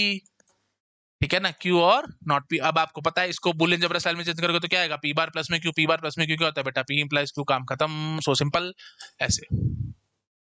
और वैसे मेरे को ऐसे एक्चुअली बोलना भी नहीं चाहिए, ऐसे बोलना नहीं चाहिए, क्योंकि अनलेस जो और होता है वो दोनों तरफ से चलता है, कॉम्यूटेटिव होता है। और तो यहाँ पे ऐसे भी आप बोल सकते थे, नॉट पी अनलेस क्यू, है ना। तो जो नॉट होगा ना वहां से डायरेक्शन चलाना बेटा ऐसे। अब यहाँ पे नॉट है ना, तो नॉट से डायरेक्शन ऐसे चलाना, ऐसे बोल देता हूँ। ठीक है, तो नॉट पी अनलेस क्यू है, तो जो नॉट है वहां से डायरेक्शन चलेगी लाइक दिस। तो यहाँ पे नॉट था तो इससे डायरेक्शन चलेगी लाइक दिस। तो ये किसके बराबर हो जाएगा बेटा, पी इंप्लाइज क्यू के, और ये भी किसके बराबर हो जाएगा बेटा, पी इंप्लाइज क्यू के, काम खत्म। आई होप आप पकड़ गए होगे, ठीक है, समझ गए ना। तो unless is just like your और, अनलेस इज और, तो क्यू अनलेस नॉट पी, तो नॉट पी वाले तरीके से चलोगे तो वो लॉजिक स्टाइल में हमने लिख दिया इसको, और इसको बुलियन जवाब में चेंज करा, नॉट पी बार प्लस में क्यू। वो आपको पता है क्या होता था, पी प्लस क्यू, तो बस हमने वैसे लिख डाला, काम खत्म। ठीक है, आई थिंक इसमें ज्यादा कोई खास टेक्निकलिटी है नहीं, आप पकड़ गए होगे। हाँ जी, तो ये मैंने लिखा हुआ है, A is equal to 0 unless A star B is not equal to 0। तो A star B is not equal to 0 मतलब क्या हुआ, नॉट क्यू और और a इज इक्वल टू 0 मतलब p। अब मैंने क्या कहा था, नॉट वाले से चलना है, तो लाइक दिस। तो अब आप इसके लिए कॉरस्पॉन्डिंग क्या बोल के आओगे, q इंप्लाइज p है ये, ठीक है। इसका बताओ, a star b is equal to 0 is not equal to 0 मैंने कहा है, तो ये क्या हुआ बेटा, नॉट q अनलेस मतलब, और a इज इक्वल टू 0 मतलब p, तो नॉट वाले साइड से चलना है मतलब लाइक दिस। तो ये भी बेटा क्या है, q इंप्लाइज p, है ना। और ये क्या हुआ, अब ये बहुत मजेदार है, बहुत मजेदार है। a नॉट इक्वल टू 0 मतलब क्या हुआ, not p। a star b is not equal to 0 मतलब क्या हुआ, नॉट q। बीच में क्या आ गया, और अब बताओ, नॉट वाले तरफ से नॉट वाले तरीके से चलना था, तो अब किस डायरेक्शन में चलूं, कोई टेंशन नहीं, जिससे मर्जी चल लो। तो मतलब इसकी आप क्या ट्रांसलेशन करोगे, या तो आप बोल देना इसको p इंप्लाइज नॉट q, या बोल देना इसको q इंप्लाइज नॉट p। बोलो आराम से, पकड़ो, बात पकड़ में आई। नॉट p इंप्लाइज, तो जो और के साथ होगा वो ऐसे लिख दिया जाता था, तो ये है, तो ऐसे उठा करके लिख दिया मैंने, तो नॉट q, है ना। तो मतलब p इंप्लाइज नॉट q। अगर इस तरीके से चलोगे तो नॉट q था, तो उसको q इंप्लाइज, ये क्या लिख दोगे, नॉट p। ये वही मैंने उठा करके लिख दिया, ठीक है जी। आई होप आप पकड़ पा रहे होगे मैं क्या कहने की कोशिश कर रहा हूँ। पकड़ में आ गया ना। अगर नहीं पकड़ में आया कोई बात नहीं, लो मैं आपको ऐसे दिखाता हूं, नॉट p और नॉट q आया है, तो आप इसको एज ए एक्स ट्रीट कर लो ना। तो नॉट p और x है, तो क्या बोलते थे, p इंप्लाइज x। ये भी समझाया था मैंने आपको, x क्या है बेटा, नॉट q है, तो p इंप्लाइज नॉट q हो गया। अब इसे सिंपल और क्या बोलूं, पकड़ गए, है ना। ऐसे ही अब जैसे था नॉट p और नॉट q था, तो इसको आप x मान लो, तो नॉट q था ना, तो इस डायरेक्शन चलोगे ना, तो q इंप्लाइज x हो जाएगा। तो q इंप्लाइज x का हमने क्या लिखा हुआ था, नॉट p, वही बात खत्म होगी हमारी। तो जैसे आपका मन करे वैसे लिख डालो। आ जाओ पीछे, अब देखो मैंने जो ठीक लिखा था कि नहीं, पकड़ गए, चलो शाबाश, नोट डाउन करो, साइड पे जंप करूंगा, ये ठीक है। हाँ जी, आप देखो भाई, Q is necessary for P, याद रखना, नेसेसरी ऐसे चलता है लाइक दिस। तो अब इसको मैं ऐसे बोलूंगा, जैसे P मैंने ले लिया, A is equal to 0, Q मैंने ले लिया, A star B is equal to 0, तो हम क्या बोलेंगे, A is equal to 0 is necessary for A star B is equal to 0। तो P क्या था, A इज इक्वल टू 0, और A star B is equal to 0 क्या था, Q। तो डायरेक्शन कैसे थी, ऐसे। तो ये क्या एक्चुअली में इसकी ट्रांसलेशन क्या आएगी, Q इंप्लाइज P। आई होप आप समझ पा रहे होगे, ठीक है। ये क्या है, Q is necessary for P मतलब P implies Q, like this. तो this is necessary for this, ये ध्यान रखना, ठीक है। तो Q is necessary for P, ऐसे बोला जाता है। आई होप आप समझ पा रहे होगे। अब ये आपके दिमाग में आ सकता है कि what do you mean by necessary condition, what do you mean by sufficient condition. ये बेटा बहुत बार यूज होगी, पूरी कंप्यूटर साइंस में आप बहुत बार यूज करोगे। ये नेसेसरी कंडीशन है, ये सफिशिएंट कंडीशन है, एंड सो ऑन। तो मैं आपको लॉजिक में क्लियर कर देता हूँ, नेसेसरी का मतलब क्या होता है, सफिशिएंट का मतलब क्या होता है। देखो, नेसेसरी कंडीशन या तो ऑफकोर्स या तो ट्रू होगी या फॉल्स होगी, ऐसी सफिशिएंट कंडीशन है तो ट्रू होगी या फॉल्स होगी। नेसेसरी का मतलब क्या होता है बेटा, याद रखना हमेशा, बेसिक नेसेसिटी है, ये मेरी बेसिक नेसेसिटी। अब जैसे मैं बोलता हूं कि 2 रोटी मेरे लिए बेसिक नेसेसिटी है ना, मतलब अगर मैं 2 रोटी नहीं खाता तो मेरा पेट नहीं भरता। अब क्योंकि 2 रोटी मेरी बेसिक नेसेसिटी है, तो अगर मैंने 2 रोटी खा ली तो क्या मेरा पेट भरेगा, इस बात की गारंटी है नहीं, क्या पता मुझे ज्यादा भूख लगी हो, है ना। ऑफकोर्स आप समझ पा रहे होगे। तो मतलब अगर मेरी नेसेसरी कंडीशन फॉल्स हुई तो मेरी हाइपोथेसिस 100% फॉल्स निकलेगी, क्योंकि बेसिक नेसेसिटी मैंने फुलफिल नहीं करी, तो हाइपोथेसिस ट्रू कहां से हो जाएगी। तो अगर मेरी नेसेसरी कंडीशन फॉल्स तो मेरी हाइपोथेसिस 100% फॉल्स। हाइपोथेसिस मेरा था पेट भरना, पेट भरना मेरी हाइपोथेसिस था। नेसेसरी कंडीशन क्या है, 2 रोटी। तो मैंने क्या बोला, अगर 2 रोटी नहीं खाई तो मेरा पेट तो नहीं भरेगा, कंफर्म है। लेकिन अगर मैंने 2 रोटी खा ली तो वो तो बेसिक नेसेसिटी था, पेट मेरा भर भी सकता और नहीं भी भर सकता, मैं कुछ कह नहीं सकता। तो मतलब अगर नेसेसरी कंडीशन ट्रू हुई तो मेरी हाइपोथेसिस ट्रू भी हो सकती है, फॉल्स भी हो सकती है, मैं कुछ नहीं इसके बारे में क्लेम कर सकता। तो अब यहीं पे मैं लिख डालूंगा फटाफट से, अगर नेसेसरी कंडीशन ट्रू हुई तो मेरी hypothesis can be either true और फॉल्स, मैं कुछ नहीं कह सकता। लेकिन अगर नेसेसरी कंडीशन मेरी फॉल्स हो गई तो हाइपोथेसिस कंफर्म है मेरी क्या होगी, फॉल्स होगी, है ना। मतलब मैंने 2 रोटी भी नहीं खाई तो मेरा पेट नहीं भरने वाला, दैट इज फॉर श्योर। अब बात उठती है बेटा सफिशिएंट कंडीशन की, एक और होती है सफिशिएंट कंडीशन, वो भी हम देखेंगे। सफिशिएंट कंडीशन वही बात है, तो ट्रू होगी फॉल्स होगी। अब मैं बोलता हूँ 5 रोटी मेरे लिए सफिशिएंट है, तो अगर मैंने 5 रोटी खा ली तो कंफर्म है बेटा मेरा पेट भरेगा, कंफर्म है ना। 5 रोटी सफिशिएंट है, अगर मैंने बोल दी तो मैंने 5 रोटी खाई, कंफर्म है मेरा पेट जरूर भरा है 100%। मतलब मेरी हाइपोथेसिस ट्रू आ गई। अगर सफिशिएंट कंडीशन ट्रू आ गई तो मेरी हाइपोथेसिस ट्रू आ गई, हाँ। बट अगर मैंने 5 रोटी नहीं खाई तो मेरा पेट भर भी सकता और नहीं भी भर सकता। अगर भूख कम होगी तो मेरा पेट भर गया होगा, अगर भूख ज्यादा होगी तो शायद मेरा पेट नहीं भी भरा होगा। तो डिपेंड करेगा भाई, है ना। तो सिंपल बात। तो अगर सफिशिएंट कंडीशन मेरी ट्रू है, हाइपोथेसिस ट्रू है। बट अगर सफिशिएंट कंडीशन मेरी फॉल्स है तो hypothesis can be either true और false, I can not say anything. तो वही बात उठेगी। अब मैं फटाफट से लिख डालता हूं। तो अगर सफिशिएंट कंडीशन ट्रू है तो मेरी हाइपोथेसिस कंफर्म है, ट्रू है। बट अगर सफिशिएंट कंडीशन मेरी फॉल्स है तो मैं हाइपोथेसिस के बारे में कुछ कह नहीं सकता। आई होप आप समझ पा रहे होगे। तो अब आ जाओ अगली स्लाइड पे, थोड़ा सा और समझा देता हूं आपको। बात उठ रही है तो कर लेते हैं। तो नेसेसरी कंडीशन फॉल्स होने पे मैं कंक्लूजन क्या ड्रॉ कर सकता हूं? अगर नेसेसरी कंडीशन मेरी फॉल्स है तो कंक्लूजन क्या होगी? मेरी हाइपोथेसिस फॉल्स है, कंफर्म है। लेकिन अगर नेसेसरी कंडीशन मेरी ट्रू हो गई, नेसेसरी कंडीशन मेरी ट्रू हो गई, तो मैं हाइपोथेसिस के बारे में कुछ कह नहीं सकता। क्या होगा? तो सिंपल भाषा में बात करूं, नेसेसरी कंडीशन क्या कहती है? ना तो ना, हाँ तो पता नहीं क्या होने वाला है। ना तो ना, हिंदी में चेंज कर लो, ना तो ना है। अगर नेसेसरी कंडीशन फॉल्स होगी तो हाइपोथेसिस मेरी फॉल्स होनी होनी है। बट हाँ होगी अगर नेसेसरी कंडीशन मतलब ट्रू हो गई, तो पता नहीं क्या होने वाला है। हाँ ना तो ना, हाँ तो पता नहीं। ऐसे याद रख सकते हो। ये तरीके है, मैंने अपने बना रखे, इतने सालों से टीच कर रहा हूँ तो कुछ कुछ आता रहता है दिमाग में, तो मैं बनाता रहता हूँ। ये आप दिमाग में रख सकते हो। क्या मतलब सही सीखा हमने? ना तो ना, हाँ तो पता नहीं। ठीक है, दैट इज नेसेसरी कंडीशन। ना तो ना, हाँ तो पता नहीं। लिख लेना, हिंदी में लिख लेना, कोई शर्म की बात नहीं है। ना तो ना, हाँ तो पता नहीं। ऐसे लिख दो कुछ भी, है ना, थोड़ा सा याद रह जाएगा और कुछ नहीं। यहाँ पे हिंदी भी देख लोगे आपने, मेरी हिंदी कितनी साफ सुथरी है। अंग्रेजी इतनी साफ सुथरी है तो हिंदी तो और ज्यादा साफ सुथरी होनी चाहिए थी, तो दिख रही होगी आपको। ठीक है, चलो आ जाओ इधर। हाँ जी, अब बात करें सफिशिएंट कंडीशन की। अगर सफिशिएंट कंडीशन मेरी ट्रू हुई तो कंक्लूजन क्या निकलेगी? हाइपोथेसिस 100% ट्रू होगी। और अगर सफिशिएंट कंडीशन मेरी फॉल्स निकल आई तो क्या बोलना है बेटा? सफिशिएंट कंडीशन फॉल्स आते ही हाइपोथेसिस मेरी नहीं पता, मुझे हाइपोथेसिस के बारे में नहीं पता क्या होगा क्या नहीं होगा। तो मतलब सफिशिएंट कंडीशन क्या कहती है? सफिशिएंट कंडीशन क्या कहती है? अब हिंदी में बोलो, हाँ तो हाँ, ना तो पता नहीं, है ना। तो वही हम लिख डालेंगे। सफिशिएंट कंडीशन क्या कहती है बेटा? हाँ तो हाँ, ना तो पता नहीं। क्या होने वाला है क्या नहीं होने वाला नहीं पता। तो नेसेसरी कंडीशन फॉल्स पे एक्टिव होके बोलती है नहीं, क्योंकि वो बेसिक नेसेसिटी थी, वही फुलफिल नहीं तो हम फंस गए। सफिशिएंट कंडीशन हाँ होने पे एक्टिव हो जाती है और बोलती है हाँ। सफिशिएंट कंडीशन के हाँ होने पे हाँ, सफिशिएंट कंडीशन के फॉल्स होने पे नहीं पता क्या होने वाला है। नेसेसरी कंडीशन के फॉल्स होने पे फॉल्स है, हाइपोथेसिस मेरी फॉल्स है। लेकिन अगर नेसेसरी कंडीशन मेरी ट्रू हो गई तो मुझे नहीं पता क्या होने वाला है। बेसिक आप समझ गए। नेसेसरी कंडीशन बहुत बेसिक है, वो बेसिक ही फुलफिल नहीं हो तो मैं गया ना। सफिशिएंट कंडीशन एकदम अपर लिमिट है, अगर सफिशिएंट कंडीशन होगी तो मेरा काम हो गया बस। आई होप आप समझ पा रहे होगे। चलो शाबाश, इस सबको नोट डाउन कर लो, बहुत प्यारी बातें बेटा, बहुत यूज होंगी पूरी कंप्यूटर साइंस में। इसलिए तो मैं डिस्क्रीट मैथमेटिक्स पहले पढ़ाता हूँ, ताकि सारे आगे कंप्यूटर साइंस के सब्जेक्ट में आपको परेशानी महसूस नहीं होगी। हर सब्जेक्ट में ये सब चीजें यूज होंगी। ठीक है, चलो शाबाश, नोट डाउन करो, आगे आ रहे हैं। चलिए ठीक है, नेक्स्ट है बेटा, लास्ट है हमारी translation, P is sufficient for Q। तो जो P इंप्लाइज Q हम देखा करते थे, P हमारा सफिशिएंट कंडीशन होता है Q के लिए। Sufficient for Q, P sufficient for Q। And इसमें इसको क्या बोलते हैं? Q is necessary for P, necessary for P। दोनों बातें ध्यान रखना। तो P इंप्लाइज Q में P सफिशिएंट होता है Q के लिए, P सफिशिएंट कंडीशन है Q के लिए, और Q क्या नेसेसरी कंडीशन है P के लिए। ठीक है, दोनों बातें हैं। अभी मैंने ये तो पढ़ा दिया आपको Q नेसेसरी फॉर P, अब आपको पढ़ा रहा हूँ P सफिशिएंट फॉर Q। ये हमने लिख रखी है translation, P sufficient for Q। तो अब जैसे मैंने लिख रखा है, जैसे सपोज करो मैंने लिखा हुआ है P A is equal to 0, Q क्या लिखा हुआ है? A star B is equal to 0। तो A इज इक्वल टू 0 क्या है बेटा? P, A star B is equal to 0 क्या है बेटा? Q। तो ये सफिशिएंट मतलब क्या हुआ? सफिशिएंट कैसे चल रहा है? प्लीज ध्यान रखना, ऐसे डायरेक्शन ऐसे है तो लाइक दिस, सफिशिएंट ऐसे जा रहा है ना। हाँ जी, तो ऐसे ध्यान रखना, P इंप्लाइज Q। ठीक है, तो ये, और नेसेसरी कैसे चल रहा था? ऐसे ध्यान रखना।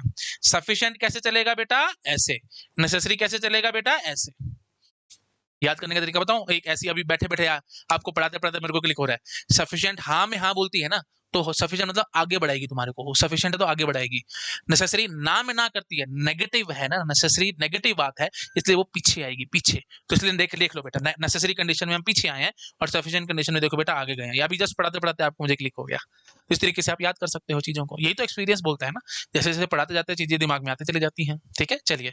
तो सफिशिएंट कंडीशन आगे बढ़ाएगी तुम्हारे को, नेसेसरी कंडीशन पीछे लेकर के आएगी, क्योंकि नेसेसरी नेगेटिव बात बोलती है, ना में ना है, ना में ना है, हाँ में नहीं पता। सफिशिएंट कंडीशन पॉजिटिव बात बोलती है, हाँ में हाँ बोलती है, तो इसलिए वो आगे बढ़ाएगी। चलो शाबाश, करो नोट डाउन, अगली स्लाइड पे जंप करूंगा। हो गया जी, ठीक है जी। तो ये हमारी बेटा 10 ट्रांसलेशंस कंप्लीट हो चुकी हैं, है ना। और ये प्लीज ध्यान रखना, P is sufficient for Q, Q is necessary for P। ठीक है जी, चलो आ जाओ आगे। नोट डाउन कर लिया ये, चलो आते हैं आगे।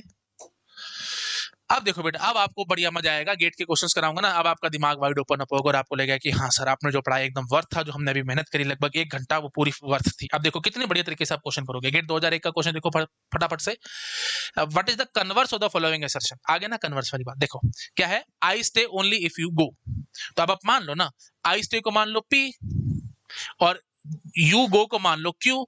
तो आई स्टे ओनली इफ यू गो। अब डायरेक्शन मैंने क्या समझाई थी आपको, ओनली इफ की, लाइक दिस। तो बेटा ये क्या है, पी इंप्लाइज क्यू है ना। अब आपको क्या ढूंढना है, कन्वर्स ढूंढना है। कन्वर्स मतलब क्या आपको चाहिए, इनमें से क्यू इंप्लाइज पी ढूंढ करके लाओ, काम खत्म हो जाएगा।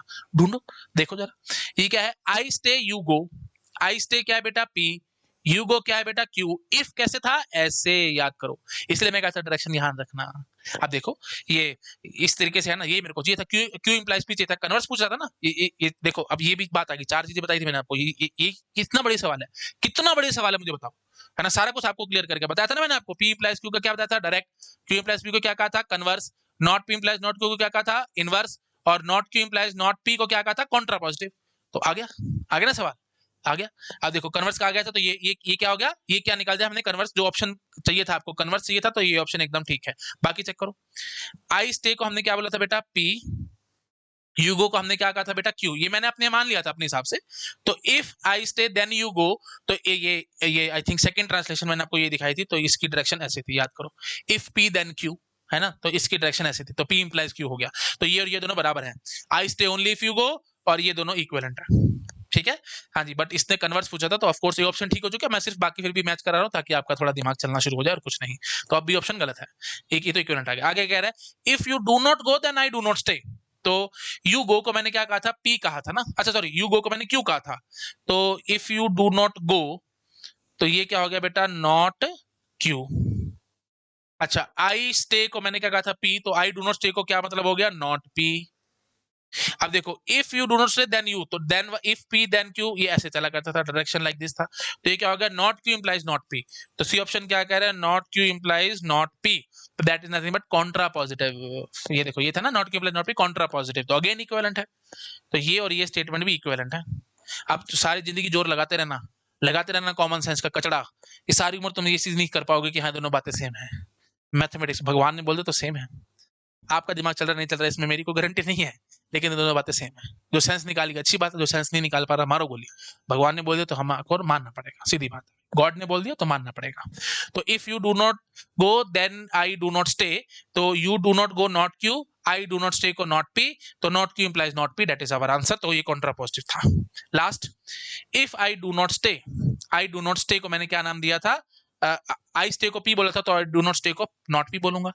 यू गो को क्या बोलूंगा, यू गो को मैंने क्यू बोला था, तो क्यू बोलूंगा। तो नॉट पी इंप्लाइज क्यू है, ये ध्यान रखना। नॉट पी इंप्लाइज क्यू, ये तो ऐसे कुछ बन गया, ठीक है। If I do not stay then you go. You go का मतलब क्या था, क्यू था, तो ये आ गया ऐसा। ये कुछ भी नहीं बना, ऐसे कुछ इन्होंने दे दिया, ठीक है, दैट्स इट। तो हम अल्टीमेटली मतलब फॉर्मुलेस मैंने सारे निकाल करके दिखा दिए। ये तो मजा ना, एक क्वेश्चन करो उसे से सारे ऑप्शंस भी सारे चेक कर लो, तो पता होना चाहिए कौन सा ठीक है कौन सा गलत है। यही तरीका है बेटा गेट के क्वेश्चंस को सॉल्व करने का, एकदम मीनिंगफुली स्टडी करना है। ऐसे नहीं कि जो ठीक है चलो हो गया काम खत्म। अब चाहता तो मैं ए ऑप्शन पे टिक लगा के आगे भाग जाता, लेकिन मैं नहीं भागा। मैंने आपको सारे बाकी ऑप्शंस भी दिखाए, ताकि आप ढंग से चीजों को समझ सके क्या चल रहा है और क्या नहीं चल रहा। आई होप आप पकड़ पा रहे हो। चलो शाबाश, नोट डाउन करो, अगली स्लाइड पे मैं जंप करूंगा। हो गया, ठीक है जी। नेक्स्ट सवाल देखो फटाफट, 2002 का सवाल है।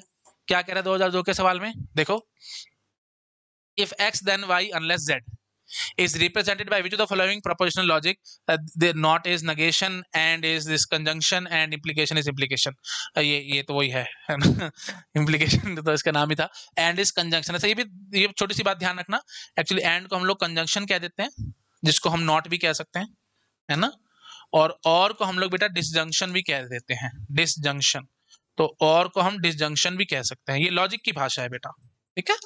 तो और को आप डिसजंक्शन बोल दो, एंड को आप कंजंक्शन बोल दो, कोई बात नहीं, चलेगा, ठीक है। ये इनका नाम ही एक्चुअली यही है लॉजिक भाषा में। चलो आ जाओ भाई। अब देखो भाई, if X then Y unless Z, इसने कहा है। अभी मैंने आपको समझाया था unless is just like your, और मैंने आपको समझाया था if X then Y. If X then Y मतलब X implies Y, unless Z मतलब और जेड, ये हो गया। अब यहां से ना बेटा देखो, आपको ये चीज तो मैंने समझाई थी क्या, ये प्रेसिडेंस है ना, याद करो मैंने आपको बताई थी। सबसे पहले सॉल्व होता है not, then and, then or, then implication and then double implication, है ना। और ब्रैकेट्स ऑफ कोर्स सबसे पहले तो ब्रैकेट्स ही आएंगी, है ना, सबसे पहले ब्रैकेट्स आएंगी, उसके बाद क्योंकि जो ब्रैकेट में होगा उसको सॉल्व करना पड़ेगा पहले, फिर नॉट होएगा, फिर एंड, फिर और, फिर इम्प्लीकेशन, फिर डबल इम्प्लीकेशन। तो अगर आप वैसे सोचोगे तो इस पे ऐसे ब्रैकेट लगा दोगे एक्स इंप्लाई वाई और जेड। लेकिन बात ठीक है, मैं आपकी मानता हूं, लेकिन इसने ये बोला ना if X then Y unless Z, तो यहां से मेरे को ज्यादा क्लैरिटी आ नहीं रही है कि एग्जैक्टली क्या कहना चाहता है। मतलब दो ऑप्शन बनते हैं यहाँ पे, मैं आपको ढंग से बोलूं तो, सिंपल भाषा में बोलूं बेटा, तो दो ऑप्शन बनते हैं यहाँ पे। मतलब और मजे की बात देखना कितना प्यारे होते हैं गेट के क्वेश्चन। एक्स इंप्लाई वाई और जेड था, तो यहाँ से दो ऑप्शन बनते हैं बेटा, या तो बनेगा एक्स इंप्लाई वाई और जेड, या फिर बनेगा एक्स इंप्लाई वाई और जेड लाइक दिस। मतलब एक्स इंप्लाई वाई को आप पहले सॉल्व कर लो, एक्स इंप्लाई वाई को आप पहले सॉल्व कर लो, फिर और जेड कर लो, और ये क्या बना था, एक्स इंप्लाई वाई और जेड लाइक दिस, है ना। तो कौन सा ठीक है कौन सा गलत है, कोई टेंशन की बात नहीं, बूलियन जेब्रा में चेंज करके देखो, आपको बहुत मजा आ जाएगा।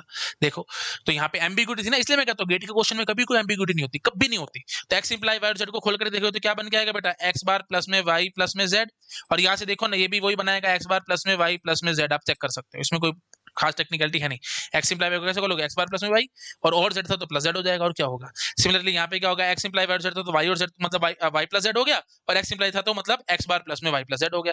ये देख लो बेटा, बूलियन जेब्रा कह रहे दोनों सेम है, तो कोई फर्क नहीं है बेटा, दोनों दोनों सेम है। तो जैसे आपका मन करे आप ऐसे खोल दो, काम खत्म। तो मतलब आप दोनों में से कोई भी ऑप्शन देख सकते हो, एक्स इंप्लाई वाई और जेड लाइक दिस ब्रैकेट या फिर लाइक दिस ब्रैकेट, कैसे भी आप लगा लो, कोई फर्क नहीं पड़ने वाला। अब आएगा मजा असली, मजा ये है कि ऑप्शन कोई मैच ही नहीं होगा। अब दिमाग खराब तुम्हारा पेपर में, कोई फंस गया हम तो, है ना। जो हमने ऑप्शन निकाला है दिमाग से सोच के, ऑप्शन मैच नहीं, तो मजा ना गेट का। इसलिए मैं कहता हूँ क्वेश्चन ट्विस्टेड होते हैं। तो आप पेपर में पहले दिमाग खराब हो रहा होगा, है ना, भी इतना प्रेशर दिमाग में, भाई इतने पूरा साल पढ़ाई करिए, 3 घंटे का टाइम है, उसमें सारा आपको आंसर निकालना है एंड ऑन। लेकिन अब उस टाइम पे अगर इस तरीके से आप फंस गए तो फिर तो बहुत बड़ी मुसीबत होगी, आंसर मैच ही नहीं कर रहा। तो फिर आपके दिमाग में वही कचड़ा, क्या कचड़ा भाई, कन्वर्स इनवर्स कॉन्ट्रा पॉजिटिव से ऐसे ऐसे करके कुछ कुछ करके मैच करने की कोशिश करके, मैसेज बता दो, दिमाग खराब हो जाएगा तुम्हारा, नहीं होने वाला। सबसे बड़ी इलाज राम बाण, ध्यान रखना हमेशा मेरी बात को बेटा, बूलियन जेब्रा, सबको बूलियन जेब्रा में चेंज करके देखो, और देख लो कौन ये फॉर्मूला बना करके लाता है, एक्स बार प्लस में वाई प्लस में जेड, जो ये फॉर्मूला बना करके ले आएगा वो विनर है, वो हमारा आंसर है, काम खत्म। कितना मजेदार बात है, देख रहे हो। नहीं तो इनके कन्वर्स इनवर्स करते रहना ना, दिमाग खराब हो जाएगा तुम्हारा, इनके कन्वर्स इनवर्स कॉन्ट्रा पॉजिटिव में दिमाग घूम जाएगा। क्यों करूं मैं वहां पे दिमाग खराब अपना, मैंने अपना बूलियन जेब्रा निकाल लिया ना, तो उसी से मैं यहाँ पे मैच करने की कोशिश करूंगा। आप देखो फटाफट से, ये पहला ऑप्शन क्या कहेगा, एक्स एंड जेड, तो मतलब एक्स डॉट जेड बार का होल बार प्लस में वाई। आई होप आप समझ पा रहे हो गया ना। तो दिस प्लस दिस, और इसका पूरे पे बार लगा देते थे। बूलियन जेब्रा से सॉल्व करोगे तो क्या बन के आएगा, ये एक्स बार प्लस में जेड प्लस में वाई। अब ये तो है एक्स बार प्लस में वाई प्लस में जेड, वही तो हो गया। ये ऑप्शन इज करेक्ट, काम खत्म, टेंशन ही खत्म। इतना आसान हो गया, है ना, कितना मजा आया। और ये आप सारी उम्र ऐसे लगे रहते, समझ ही ना आता, पता नहीं क्या चल रहा है हैंड्स ऑन, क्यों दिमाग खराब करना है अपना पेपर में, बोलने जब ऐसे करो, काम खत्म। अच्छा अगला ऑप्शन की चेकिंग करा देता हूँ, आपको लग रहा होगा कि सर पता नहीं कुछ और ना गड़बड़ हो जाए, अगला ऑप्शन चेक करो। तो ये क्या बन के आएगा बेटा, एक्स एक्स एंड वाई था ना, तो एक्स वाई का होल बार प्लस में जेड बार, तो अल्टीमेटली ये क्या बन के आएगा, एक्स बार प्लस में वाई बार प्लस में जेड बार। ये तो गलत हो गया, इसको मैंने आगे खोल दिया, और आई होप आप समझ पा रहे होगे, है ना।